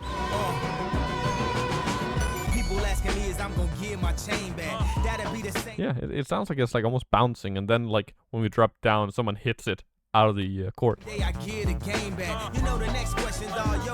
shit, dude. Like genuinely, so enjoyable. Yeah, damn. The chain remains, the gang is intact. The name is mine, I'll take blame for that. The pressure's on, but guess who ain't gonna crack? Pardon me, I had to laugh at that. How could you falter when you the rock at your balls? I had to get off the boat so I could walk on water. This ain't no tall order, this is nothing to me. Difficult takes a day, impossible takes a week. I do this in my sleep. I sell kilos of coke. I'm guessing I could sell CDs. I'm not a businessman, I'm a businessman. Let me handle my business, damn. That's a good damn rhyme. I'm not a businessman, I'm a businessman. Let me handle my business, damn. You got me, free weighted Foxy, YG's Sierra Marie, PD watch me, Bleak could be one hit. I love that like just movement of like small, again, if we're imagining like a chart, right? Small movement, almost like a Richter scale, right? Movements, and then dun dun, and we go back down to these like just ever so tiny minuscule parts of the beat, like the here. Like that pulsating synth. PD watch me, Bleak could be one hit away his whole career. As long as I'm alive, he's a millionaire. And even if I die's in my will somewhere, so he could just kick back and chill somewhere. Oh yeah, he don't even have to write rhymes. A dynasty like my money lasts 3 lifetimes. Shelly Bass is in the red saying exactly what I was saying. Practically the ball game is back. The diamond is fab, Bob and mine is forever. Now the Louis Vuitton Dawn's coming, couldn't be better. People lined up to see the Titanic sinking. That, I mean, yeah. Like a phoenix, if you're waiting for the end of the dynasty sign, it would seem like forever. It's a mighty long time. Young bitches.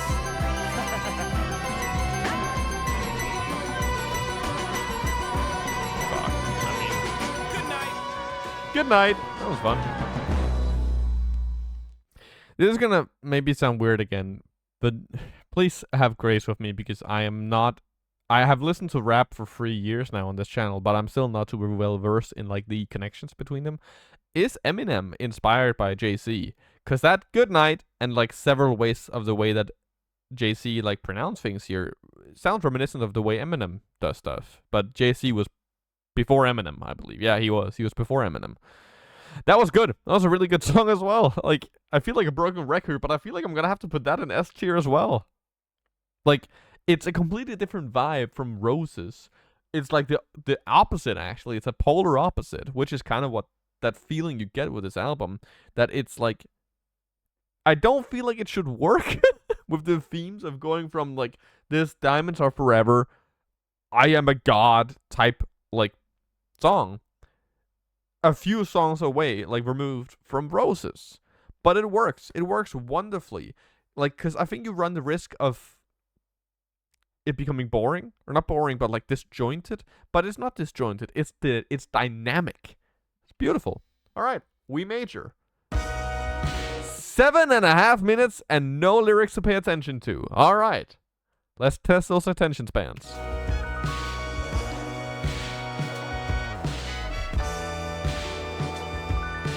Straight in with all the instrumentation. This features someone called Nas.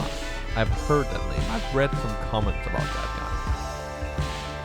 You motherfuckers better do your job and roll up and watch how we roll up and I can't control it, can't hold it, it's so nuts. I take a sip of that yak, I wanna fuck. I take a hit of that chronic that got me stuck. But really what's amazing is how I keep blazing. Towel under the door, I'm smoking to the days and puff, puff, and pass, don't fuck up rotation. Hypnotic for Henny, that nigga, that's a chaser. Turn nothing to something, that pimpin', that's a savior. Best things I bring, that pimpin', get your paper. High. Thus far, it's enjoyable. Well, that's not the right word. I like the beat, but it feels like they're kind of competing for the main spot here. Like something's too loud. I can't really figure out what it is. I think it might just be the trumpets, but that might be intentional. Kanye usually doesn't make like that type of mistakes, so I'm assuming it's intentional. But like it's a little difficult to focus on anything because everything's so loud here, right? Best things I bring, that pimpin', get your paper. High off the ground instead of skyscraper. Cool out, thinking we local. Come on, homie, we major. We major? Come on, homie, we major. We major? Come on, homie, we major. We major. Come on, homie, we major. We major. Like the piano also just going up and down, like is cool. It's a cool effect, but it's kind of competing for the spotlight, I feel. Which might actually be the point of the song now that I think about it, because it's called We Major, and I'm assuming this is referring to like hitting the major leagues. Maybe. Feeling better than some head on a Sunday afternoon. Better than a chick that say yes too soon. Until you have a daughter, that's what I call karma. And you pray to God she don't grow breasts too soon. Projects toe up, gang signs stone up. Niggas hats broke off, that's how we grow up. Why else you think shorties write rhymes just to blow up? Get they first car and then IRS show up. He ain't never had shit, but he had that 9. Nigga come through flicking and he had that shine. Put 2 and 2 together in a little bad weather. Really like the whole family on that funeral that's line. really cool. As the Reverend was a strip club's cool. If my tips help send a pretty girl through school, that's all I want. Like winos want they good whiskey. I ain't in the clan, but I brought my hood with me. You motherfuckers better do your job and roll up and watch how we roll up. And I can't control it, can't hold it, it's so nuts. I take a sip of that yak, I wanna fuck. I take a hit of that chronic that got me stuck. But really what's amazing is how I keep blazing. Towel under the door, I'm smoking to the days and puff, puff, and pass, don't fuck up rotation. Hypnotic for Henny, that nigga, that's a chaser. Okay, so we're 2 minutes and 14 seconds into this song thus far. I have mentioned this several times on the channel, but I'm gonna repeat it because I think it bears repeating. I am not against long songs. I quite enjoy long songs. As a matter of fact, I listen to prog metal. You'd expect me to like long songs. I like Dream Theater. I like Tool. I like a bunch of weird, like, niche prog metal band. If you're into that type of shit, check out Disillusioned from Germany. Great small prog metal band. I like long songs. However, you better damn justify making a song 7.5 minutes. And thus far, I don't feel like it's really done that, because it's been 2 minutes of kind of the same. And it's still fighting for my attention. So I'm hoping that something changes, something gives soon. Just to kind of keep you up with, like, my thoughts. So far. Come on, homie, we major. Come on, homie, we made you. We made you. Come on, homie, we made you. We made you. This seems like a good point too. I heard the beat and I ain't know what to write. First line should it be about the holes of the ice. Maybe not. Black Christ, both flows would be nice. Rap about big paper or the black man plight. At the studio console, ask my man to the right, what this verse sound like? Should I freestyle or write? He said Nas with the fans, one is illmatic still. Looked at the pad and pencil and jotted what I feel. Been like 12 years since a nigga first signed. Now I'm a free agent and I'm thinking it's time to build my very own Motown. Cause rappers be deprived of executive 9 to 5s. And it hurts to see these companies be stealing the life. And I love to give my blood, sweat, and tears to the mic. So y'all cop the LPs and y'all fiends got dealt. I'm Jesse Jackson on the balcony when King got killed. Okay, so I'm kind of running into an issue here with I am not a fan of just listening to songs and not commenting on it. That's one of the reasons why I pause. Also just because I think that's the way to do it. To like kind of update you all on my thoughts throughout the entire thing. But there isn't much for me to comment on thus far. Because it kind of just is the same. Like the last song was as long as this is at this point, right? Like, I don't know. I'm gonna be real. Thus far, I'm not really feeling this one that much. But that's okay. Not every song has to be a hit. Or a massive banger. And of course, the second I say that, something fucking changes. God damn it, Kanye. Listen to this. On the balcony when King got killed. I survived the lava niggas around. Vocals start coming in. More than half of you clowns. Look, I used to cook before I had the game took. Either way, my change came like that made me really dope. Yeah. Okay.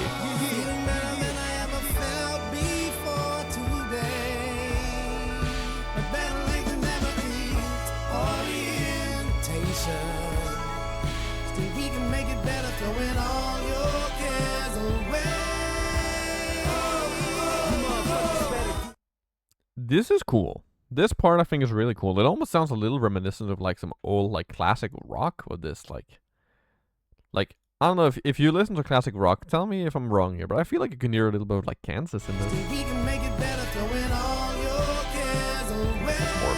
prog for this. Or like some Blue Oyster Cult or something? Better do your job and roll up and watch how we roll up and I take control of thing, hold it, it's so nuts. I take a sip of that yak, I wanna fuck. I take a hit of that chronic, it got me stuck. But really what's amazing is how I keep raising towel under the door. It is still puff, puff, and pass the fuck up rotation. Hypnotic for hitting that nigga that's a chaser.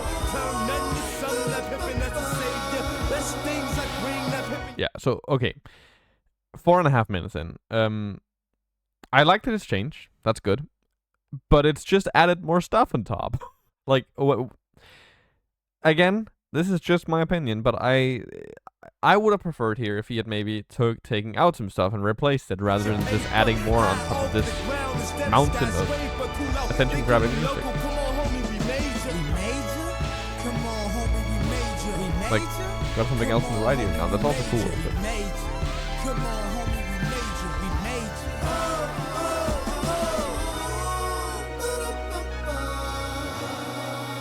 Feeling better than I ever felt before today. But better late than never orientation. Still we can make it better, throwing all your cares away. Okay. Quieting down. Something's probably gonna happen. But that was 5 minutes of not much change.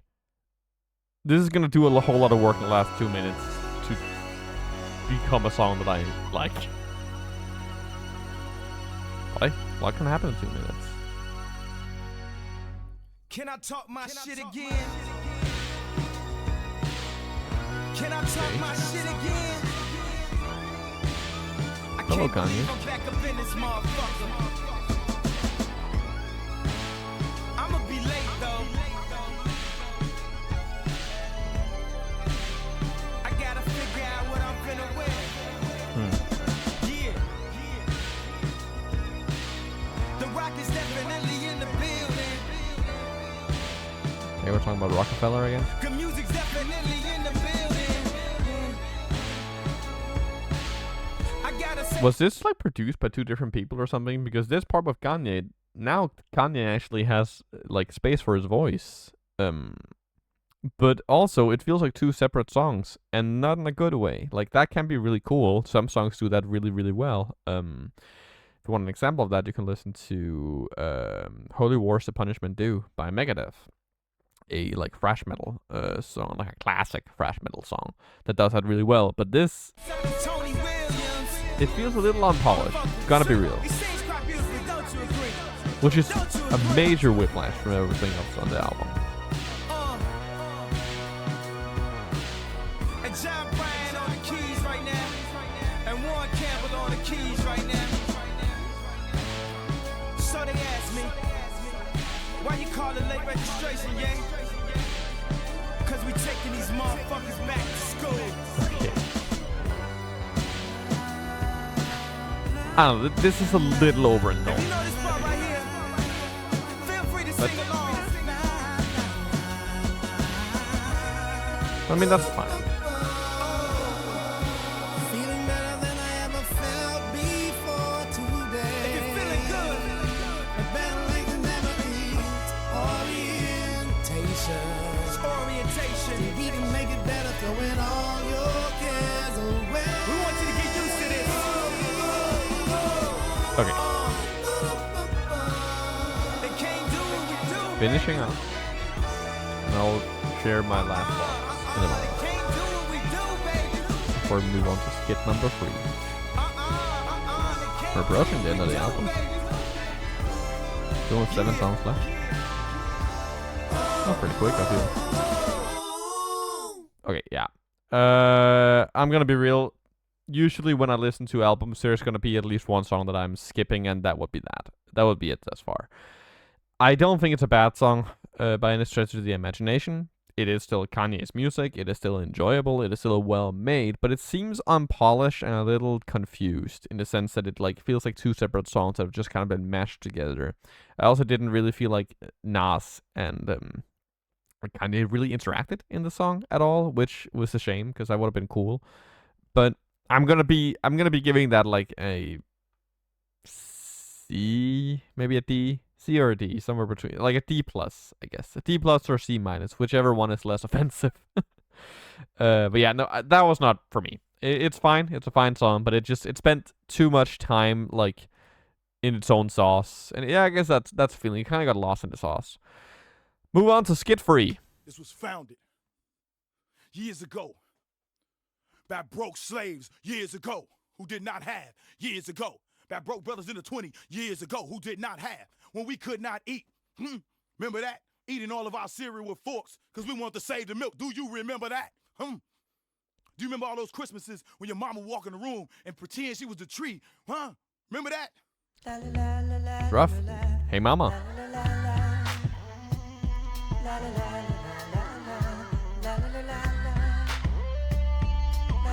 I've already got a good feeling about this compared to We Major, because it's already pretty dynamic. We have a what sounds like a slightly older woman like doing a melody over this, which is fitting considering it's called Hey Mama, and then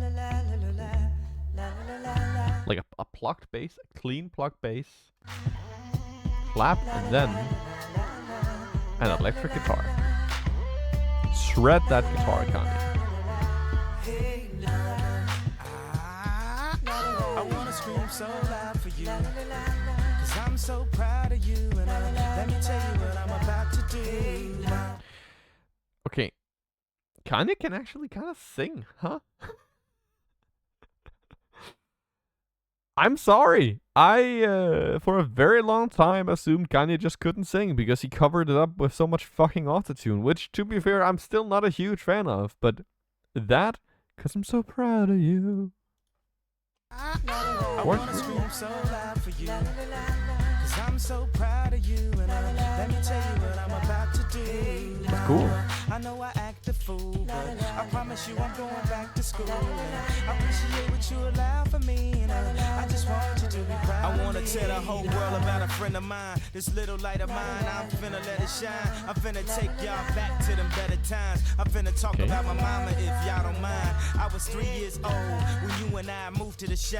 Late December, harsh winter gave me a cold. You fixed me up something that was good for my soul. Famous homemade chicken soup, can I have another bowl? You work late nights just to keep on the lights. Mommy got me training wheels so I could keep on my bike. And you would give me anything in this world. Michael Jackson leather and a glove, but didn't get me on curl. And you never put no man over me. And I love you for that, mommy, can't you see? 7 years old, caught you with tears in your eyes. Cause a nigga cheating, telling you lies. Then I started to cry as we knelt on the kitchen floor. I said, mommy, I'ma love you till you don't hurt no more. And when I'm older, you ain't gotta work no more. And I'ma get you that mansion that we couldn't afford. See? In my last Kanye review, I said that I rarely felt really emotional with Kanye's music, and then I got emotional in that one song.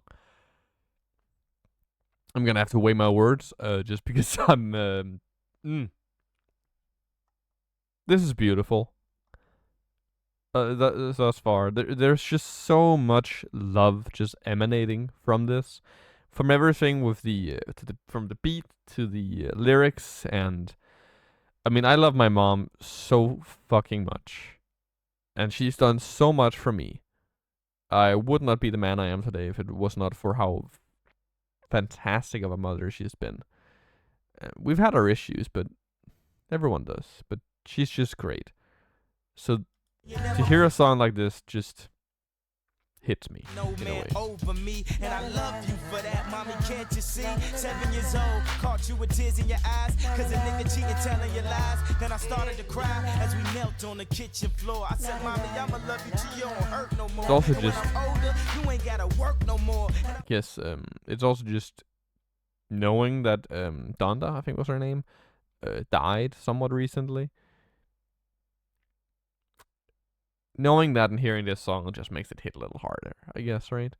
Because I think that's also kind of, from what my understanding is, that's kind of when Kanye started getting even more, like, proper unhinged. Get you that mansion that we couldn't afford. See, you're unbreakable, unmistakable, highly capable lady that's making loot, a living legend too. Just look at what heaven do. Send us an angel, and I thank you, mama. I wanna scream so loud for you. I'm so proud of you, and let me tell you what I'm about to do. Yeah. Mama, I know I act a fool, but I mean, I can't help but smile. Like, that's just, it's doing a similar thing to me that The Wire did, which is in The Wire, I couldn't help but feel empowered and feel like there's the raw human spirit of that song. And then and then I'm hit by this, and it's just, the love is contagious, right? This is a smile and a hug in a song thus far. Mama said, life is like a box of chocolates. My mama told me go to school, get your doctorate. Something to fall back on, you could profit with, but still supported me when I did the opposite. Now I feel like it's things I gotta get, things I gotta do, just to prove to you, you was getting through. Can the choir please give me a verse of you are so beautiful to me? Can't you? See, I know that this song is kind of doing a similar thing to We Major, like what it just did, in the sense that it hasn't really changed all that much in the beat, which is something I give a pass on to a bunch of other rappers, because that's not like their thing, and Kanye's thing, to me, is this changing dynamic movement of the music, right? But it kind of works here still, because there are changes. We just had some chimes come in and then leave. Or not some chimes, but some little beeply boops. But Kanye's voice, the way he uses it here, that is beautiful. See, you're like a book of poetry. Maya Angelou, Nikki Giovanni. Turn one page and there's my mommy. Come on, mommy, just dance with me. Let the whole world see your dancing feet. Now when I say hey, and then, y'all say yeah, mama. Now everybody answer me. Come on. I might be reading too much into this, but I think also just the woman humming in the back just kind of sounds like a mother humming for her child, doesn't it? I wanna scream so loud for you.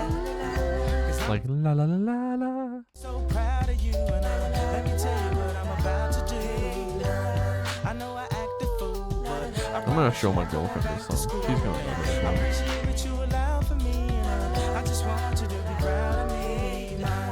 I guess it all depends though. If my end's low, second they get up, you gon' get that benzo. Tint the windows, ride around the city and let your friends know. Tell your job you gotta fake them out. Since you brought me in this world, let me take you out to a restaurant, upper echelon. I'ma get you a jack, whatever else you want. Just tell me what kind of S-type, Don the West like. Tell me the perfect color so I make it just right. It don't gotta be Mother's Day or your birthday for me to just call and say. It's one of those things, right, where I know because of history, right, that I would dislike Kanye West as a person. I would dislike being around him. But how can you listen to something like this and not be moved?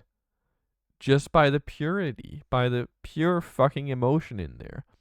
And it's one of those misnomers of music where I think a lot of people, especially newer musicians, assume that to be authentic and to say something authentically, it means you don't have to. It should be something you don't think about. But I don't think that's true, especially with music.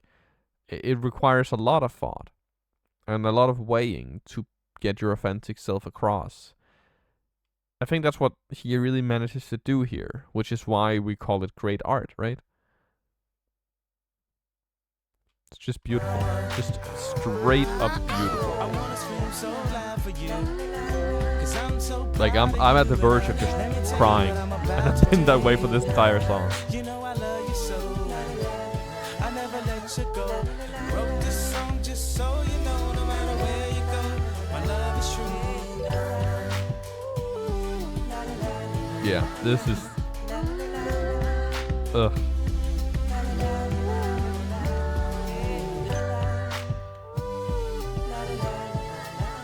And here it changes, right? She's both focusing on the wonderful voice of the woman singer. A little bit of funk on the left here, the guitar, and like a synth pad in the right ear. Works really well. This is, yeah. Wow.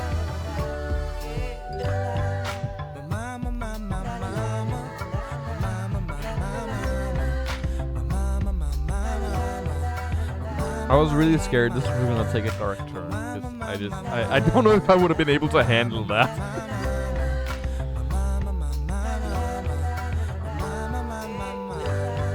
But beautiful. I also love how the plucked bass is coming back here.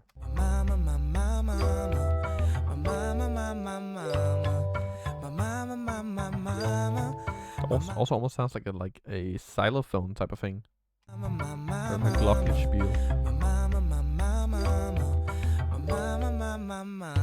I mean, you already know, don't you? Like, there is no way in hell I can't give this. I don't give this an S.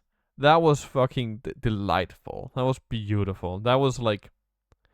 Again, it's rare that I actually get this moved by Kanye's music. I feel not because it's not emotional, but because it usually switches between that emotion with elation and with like triumph and this childish, just funny attitude that he has in his music, which kind of keeps me from really connecting on an emotional level to the music. But that was so fucking good, dude. This album is a serious step up from the College Dropout, which is saying something because the College Dropout was also really good. I'm going to give that an S. However, I don't think that's going to go into the rotation because that's too much for me. It's one of those things. It's actually a discussion I had the other day with a friend where we talked about how, like, whether or not music that you whether or not music can be fantastic and something you also don't want to listen to too much, which I wholeheartedly believe it does. It's the same thing with movies. Some of my favorite movies I've only watched once because I was just outdone. I went out of the cinema. I was like, this movie was perfect, beautiful, fantastic. I never want to watch it again because it just impacted me that much. That's a similar feeling that I just got with Hey Mama, except that I will be listening to that. Just probably not. I probably don't want to put it on my playlist because I don't want to start crying in public all of a sudden. Celebration.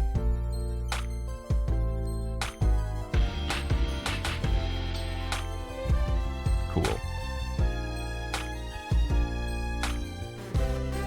Yeah, you know what this is.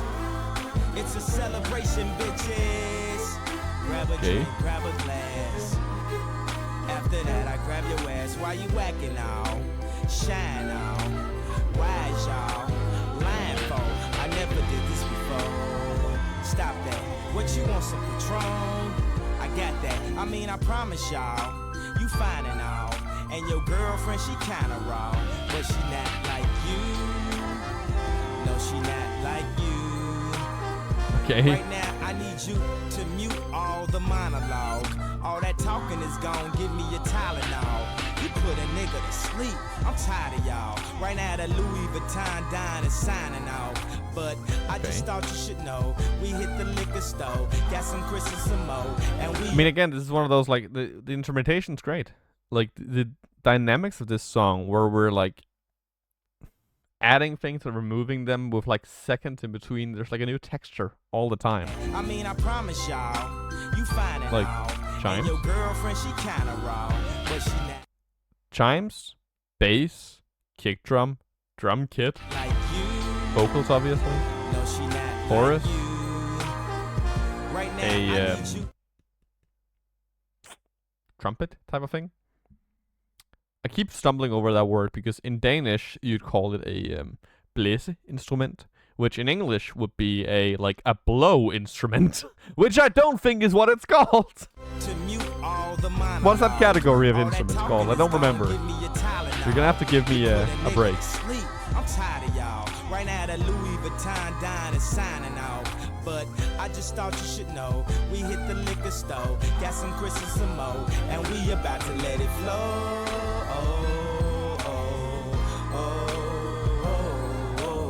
Had some problems before, but see we let them go. Got an ounce of that dro, and we about to let it blow.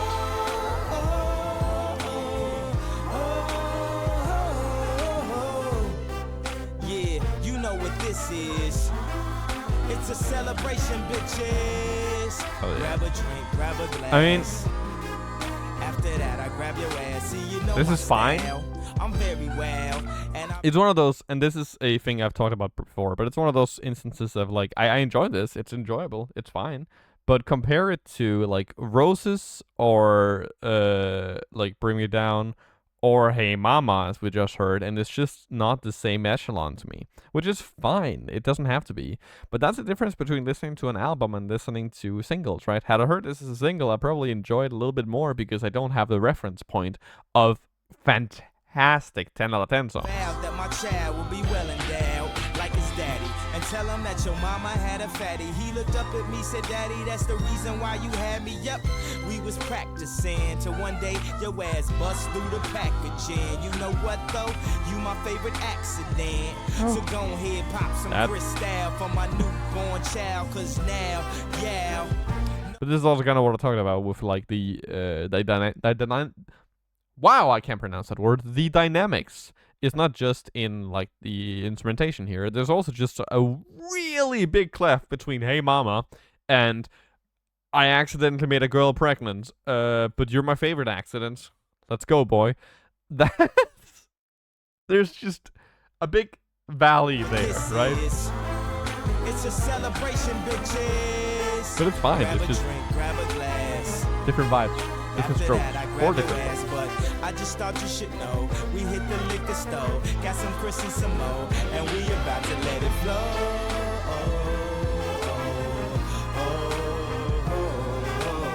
Had some problems before, but see we let them go. Got an ounce of that dro, and we about to let it blow.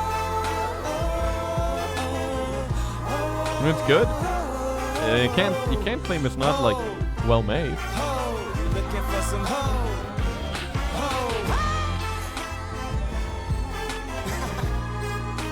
Really like these outros where we just kind of let the music take it and we vibe.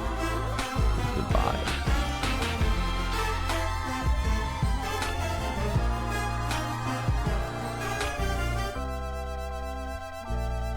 Yeah, this is good.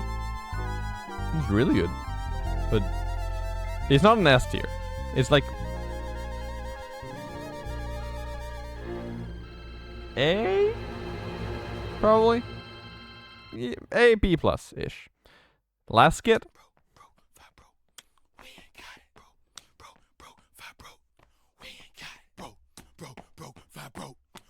got it, bro. I've called this private meeting today because there is a imposter among us. There's an imposter among us. This brother right here has been out making beats on the side. Yes, he has. Pretending he's broke, walking amongst us. This brother has been eating every day. Can you believe that? Eating every day. Pretending he's with us. He's not one of us. I did not want to believe this, but I walked into the brother Kanye's closet and I found new shoes.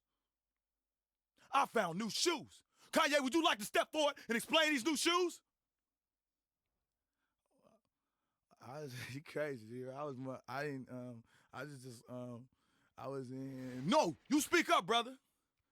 I'm trying to stick to my roots and what? I want to stick to my what? You march your new shoes out of here, Kanye. Don't you ever come back in them. Don't you ever come back smelling all good, taking showers and shit like that, all right? We don't appreciate that down here, broke fat bro. What's next? Okay, so I guess those skits were kind of building up to like maybe Kanye feeling alienated from his like roots due to his success, but also didn't Kanye grow up in like an upper middle class like household? Like both his parents were college educators, right? I don't know, but I could imagine that like success could drive a wedge, I guess, between you and your roots. Next one's Gone, with no lyrics.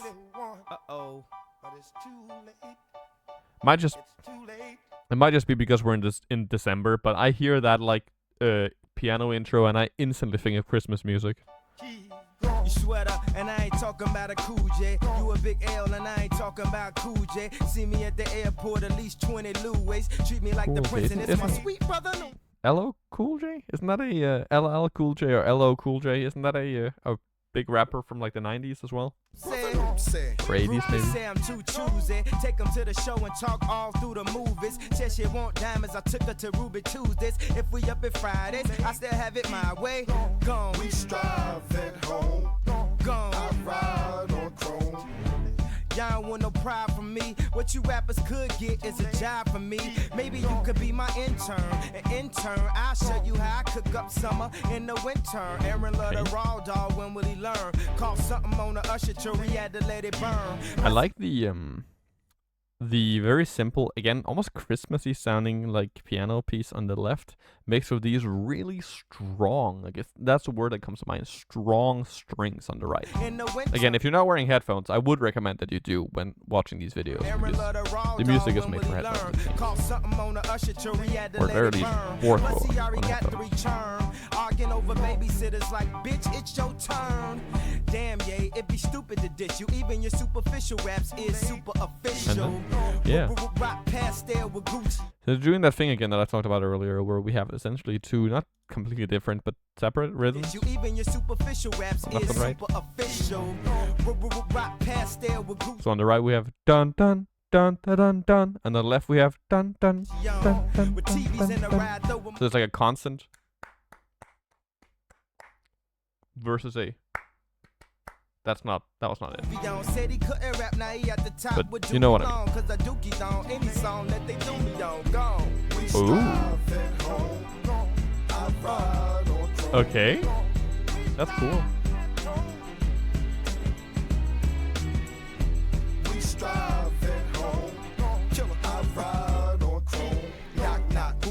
Killer Cam, killer who? Killer Cam, hustler, grinder, gorilla, true, my chinchilla, blue.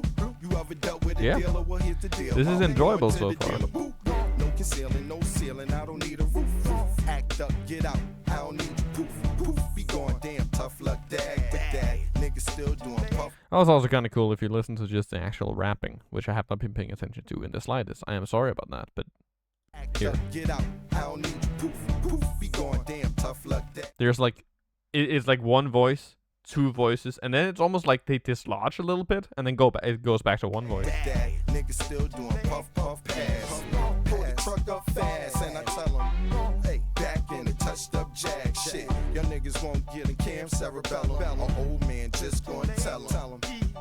Then I see how you're gonna react when I'm gone. My last girl want me back, that I'm on. Fine stay, you got the grind, hey. Came back, read what the sign say. Yes, I know you wanna see my demise. Little church boy acting like a thief in disguise. Ain't even my size. I mean, it's good, but it is becoming a little much. And that ain't even a lie. Please believe me. I have a shaker, an egg shaker, going like chick chick chick chick chick chick. Easy, a piece of the pie. You can ask Regina, the whole west side. Well, it sounds like a more like right, like an actual like acoustic piano on the left now. With the beamer now. We strive at home. Okay. So we're building. What are we building? Yeah, I've been pouring out some liquor for the fact that my pal's gone, and trying to help his mama with the fact that it's Who's this? Is this Cameron or Consequence? gone. And since we used to bubble like I a like tub full his of voice. cow gone, guess it's only right that I should help her from now on. But since they got a foul on, what could have gone wrong? Now they asking cons, how long has this gone on? And maybe all this money might have gone to my head, cause it got me thinking money might have gone to the Fed. So I ain't going to the dread, but he ain't going up the bed. And when I came the next morning, he was gone my bread. And with that being said, I had gone my instincts and going to the spots where they go to get mixed drinks. But looking back now, I should have gone to the crib and really gone with the win, cause I'd have gone about 10, but I ain't gone my friend, and we had gone to the bar and heard a nigga talking shit, so I ain't gone to the car. And I really don't understand why We Major like didn't do something like this, where it actually like does the thing that Kanye always does, which is draws things out to like create like space for the rappers, because this works really well. Very rhythmic, but it works. Since I'm going to a cell for some petty crimes, I guess I'm going to the well one too many times, cause I'm gone. Okay. That was a cool change. I don't think we had that piano yet. Times, cause I'm gone. Comes in these like notes of 5 on the left.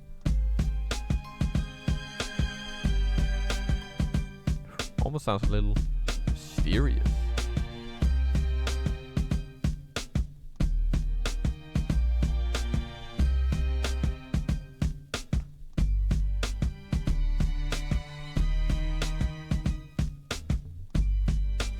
Cool though.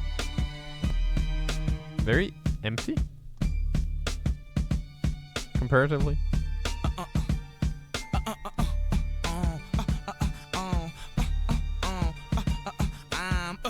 Just before that starts. So this, I think, is a really good example of what having a good track record, I guess, for me as a musician does. Because honestly, this part isn't doing all that much for me. Like, it's just fairly empty.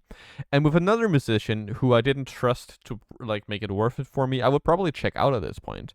But with Kanye, I'm just more thinking like, why is this so empty? Like, because it's probably intentional, you know. He's fantastic at this. So why? What's the logic behind it? Assumption is something's gonna happen.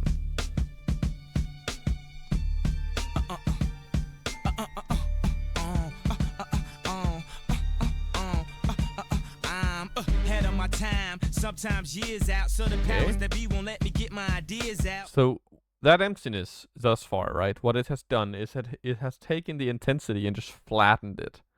And now we're starting to move back up. And that make me want to get my advance out and move to Oklahoma and just live in my aunt's house. Yeah, I romance the thought of leaving it. It almost sounds like movie music again. Kanye step away from the limelight, like when I was on the grind in the 1999 before. Cool. Model chicks was bending over, or dealerships asked me Benz a Rover. Man, if I could just get one beat on Hover, we could get up off the sheep ass sofa. What the summer of the shy got to offer? 18-year-old sell drugs to get a job, you gotta play Euro. My dog worked at Taco Bell, hooked us up plural. Fired a week later, the manager count the churros. Sometimes I can't believe it when I look up in the mirror. Okay. How we out in Europe, spending euros. They claim you never know Building what you back up got again? till it's gone. I know I got it, I don't know what y'all on. I'ma open up a store for aspiring MCs. Won't sell them no dream, but the inspiration is free. But if they ever flip sides like Anakin, you will sell everything, including the mannequin. They got a new bitch, now you Jennifer Aniston. Hold on, I'll handle it. Don't start panicking, stay calm. Shorty's at the door, cause they need more inspiration for their life, they souls, and they songs. They said, sorry, Mr. West is gone. I mean, that's fine. I'm gonna be real, this song also wasn't that great to me. It's not a bad song. It's kind of similar if any of y'all have played his Souls games. This feels like Dark Souls 2 of Kanye music in the sense that, like, it's not bad, but when you put it next to the peaks that he can reach, it just feels kind of stinky. So, I don't know. B, I guess. Next one is Diamonds from Sierra Leone bonus track. Oh, so this might be the original then. They won't leave in the night. I've no fear that they might hurt me. Diamonds are forever. Here we can just. Diamonds in the sky if you feel the vibe. Let's see if this is the same. Every time I rhyme. Forever, ever, forever, ever, ever, ever, ever. I mean, it was great the first time, so I don't mind hearing it. Close your eyes and imagine, feel the magic. Vegas on acid, seen through Yves Saint Laurent glasses. And I realized that I've arrived, cause it take more than a magazine to kill my vibe. Does he write his own rhymes? Sort of. I think him. That mean I forgot better shit than you ever thought of. Damn, it's That's a really cold line. That means forget better shit that you ever thought up. really that caught up. I ask if you talking about classes, do my name get brought up? I remember. It does now, Kanye. 20 years out, it does now. I do think it's fair to say that some of your, or at least most of these early albums are classics. Couldn't afford a Ford Escort, I even afford track recorder. So it's only right that I let the top drop on a drop top Porsche. For yourself, that's important. If your stripper named Portia and you get tips from any man, then your fat friend, her nickname is Minivan. Excuse me, that's just the Henny, man. I smoke, I drink, I'm supposed to stop, I can't because throw your diamonds in the sky if you feel the vibe. The rock is still alive every time I rhyme. Forever, ever, forever, ever. Can we have that ball jump feel again? I feel like we agreed these are different lyrics, right? I have like the memory of a fucking goldfish, but I do think this is different lyrics. I was sick about awards, couldn't nobody cure me. Only player that got robbed and kept all his jewelry. Alicia Keys tried to talk some sense in them. 30 minutes later, seen there's no convincing them. What more could you ask for? The international asshole who complain about when he is old and throw a tantrum like he is 3 years old. You gotta love it though, somebody still speak from his soul. And wasn't changed by the change or the game or the fame. When he came in the game, he made his own lane. Now all I need. That is kind of what I've heard that Kanye did, right? Like Kanye, I watched a lot of FT Signifiers videos, and he has his free videos, I guess, actually, on Kanye at this point. And in the first one, I think he describes Kanye as kind of reimagining like hip hop into his image. So like, he created his own lane. It seems to me that that's fairly accurate, actually. Not just accurate, but maybe even eloquent. And elegant. Folk from Motown. Back in the shy, them folks ain't from Motown. Life moving too fast, I need to slow down. Motown was like an R&B thing, right?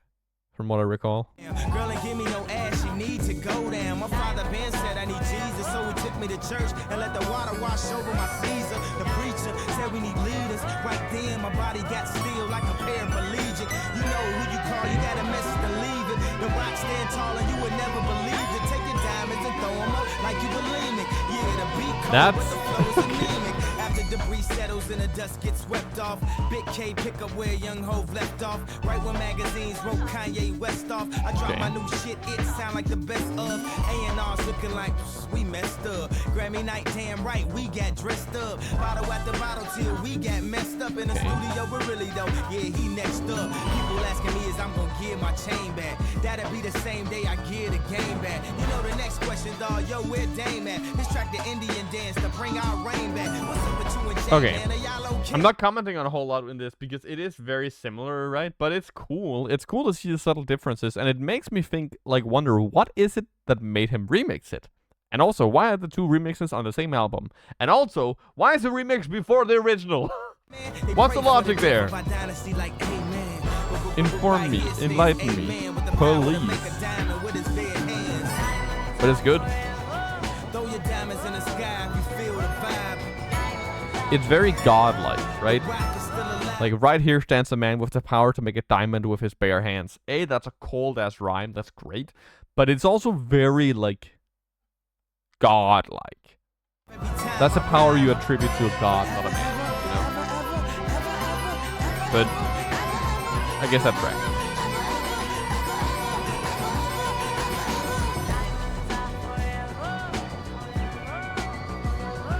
But it's good. I don't remember what I gave it the last time, but I'm giving it the same score. So just go back and watch it again and again and again. All right, we are moving on from Diamonds Are Forever. No, it's not called that. It's called Diamonds for Sierra Leone. To Late, the last album of this album. The last song from this album. This has been a ride. I am ready to finish it off. Just before we get started, I just want to say thank you for watching still. Like, genuinely, I know I take breaks and I'm pretty inconsistent. There's gonna come a video out explaining more about why this break happened, but if you're still watching, short version, I started my master's degree and got a concussion at the same time. So thank you, genuinely, for coming back, watching my shit, and keeping the channel alive when I'm not able to upload for a bit. That genuinely means a lot to me. Are you ready to finish out this journey with me? Because I sure as shit am. This is Late from Late Registration. Let's fucking go.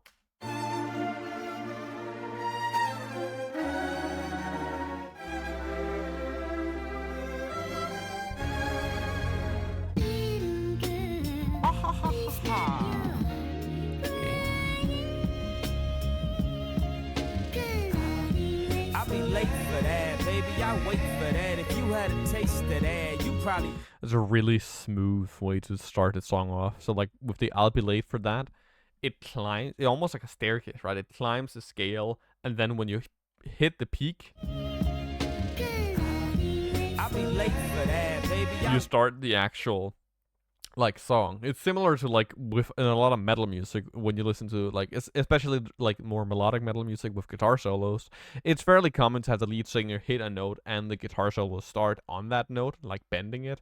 If you want an example of that, you can go listen to Pull Me Under by Dream Theater. Kind of similar thing to doing here. You probably pay for that. I'm coming in when I feel like to turn this motherfucker up only if it feels right. I'll be late for that. I can't wait for that. I think I was made for that. So I'm coming in when I feel like to turn this motherfucker up only if it feels right.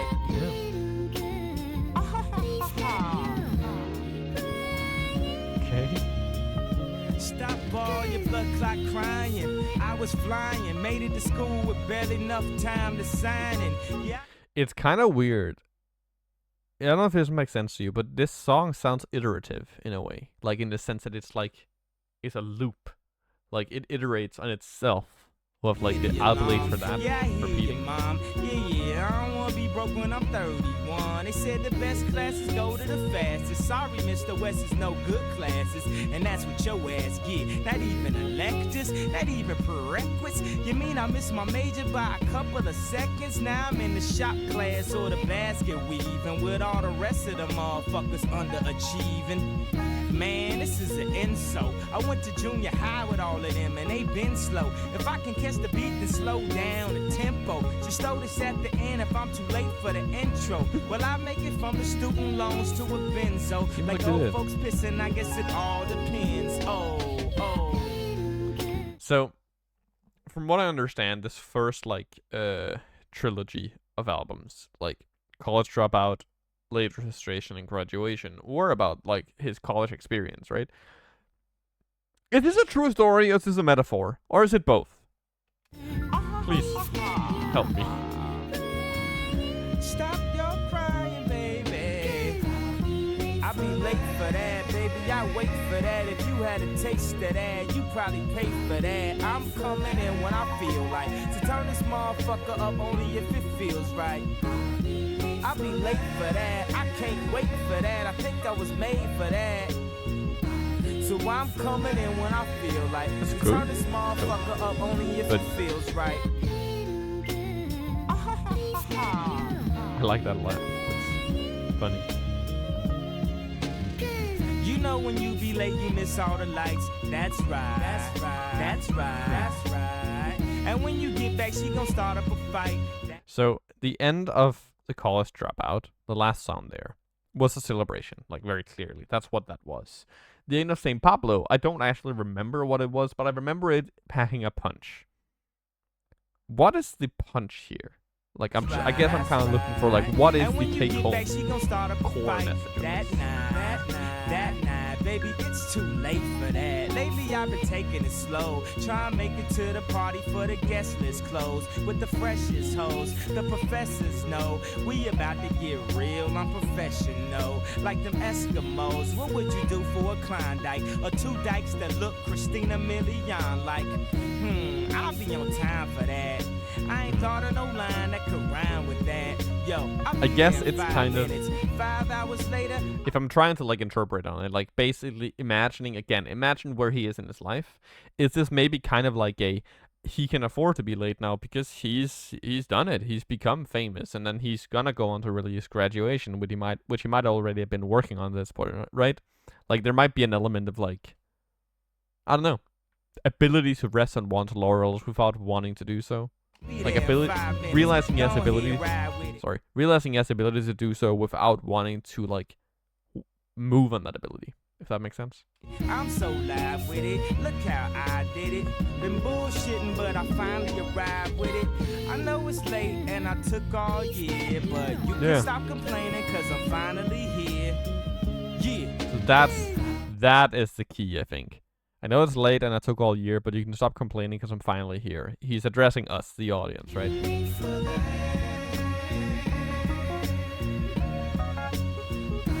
Yeah, this is good.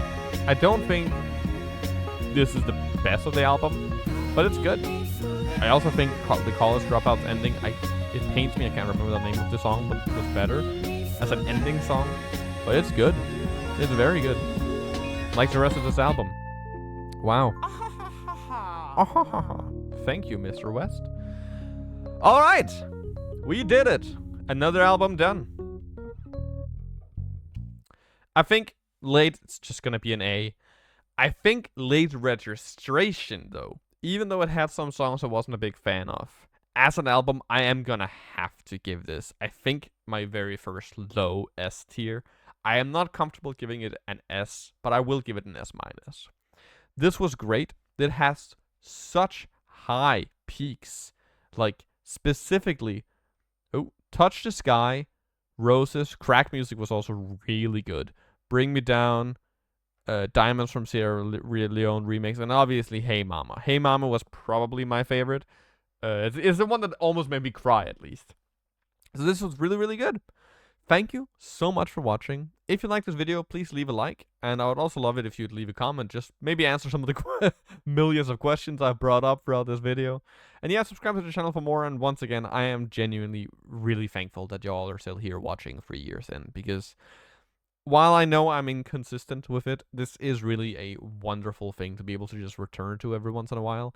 And I do strive to become more consistent. Now that I am back from recovering from my concussion and everything. So yeah, thank you so much for watching. And all that's left to say is that I hope that you have a very, very nice day. Bye-bye.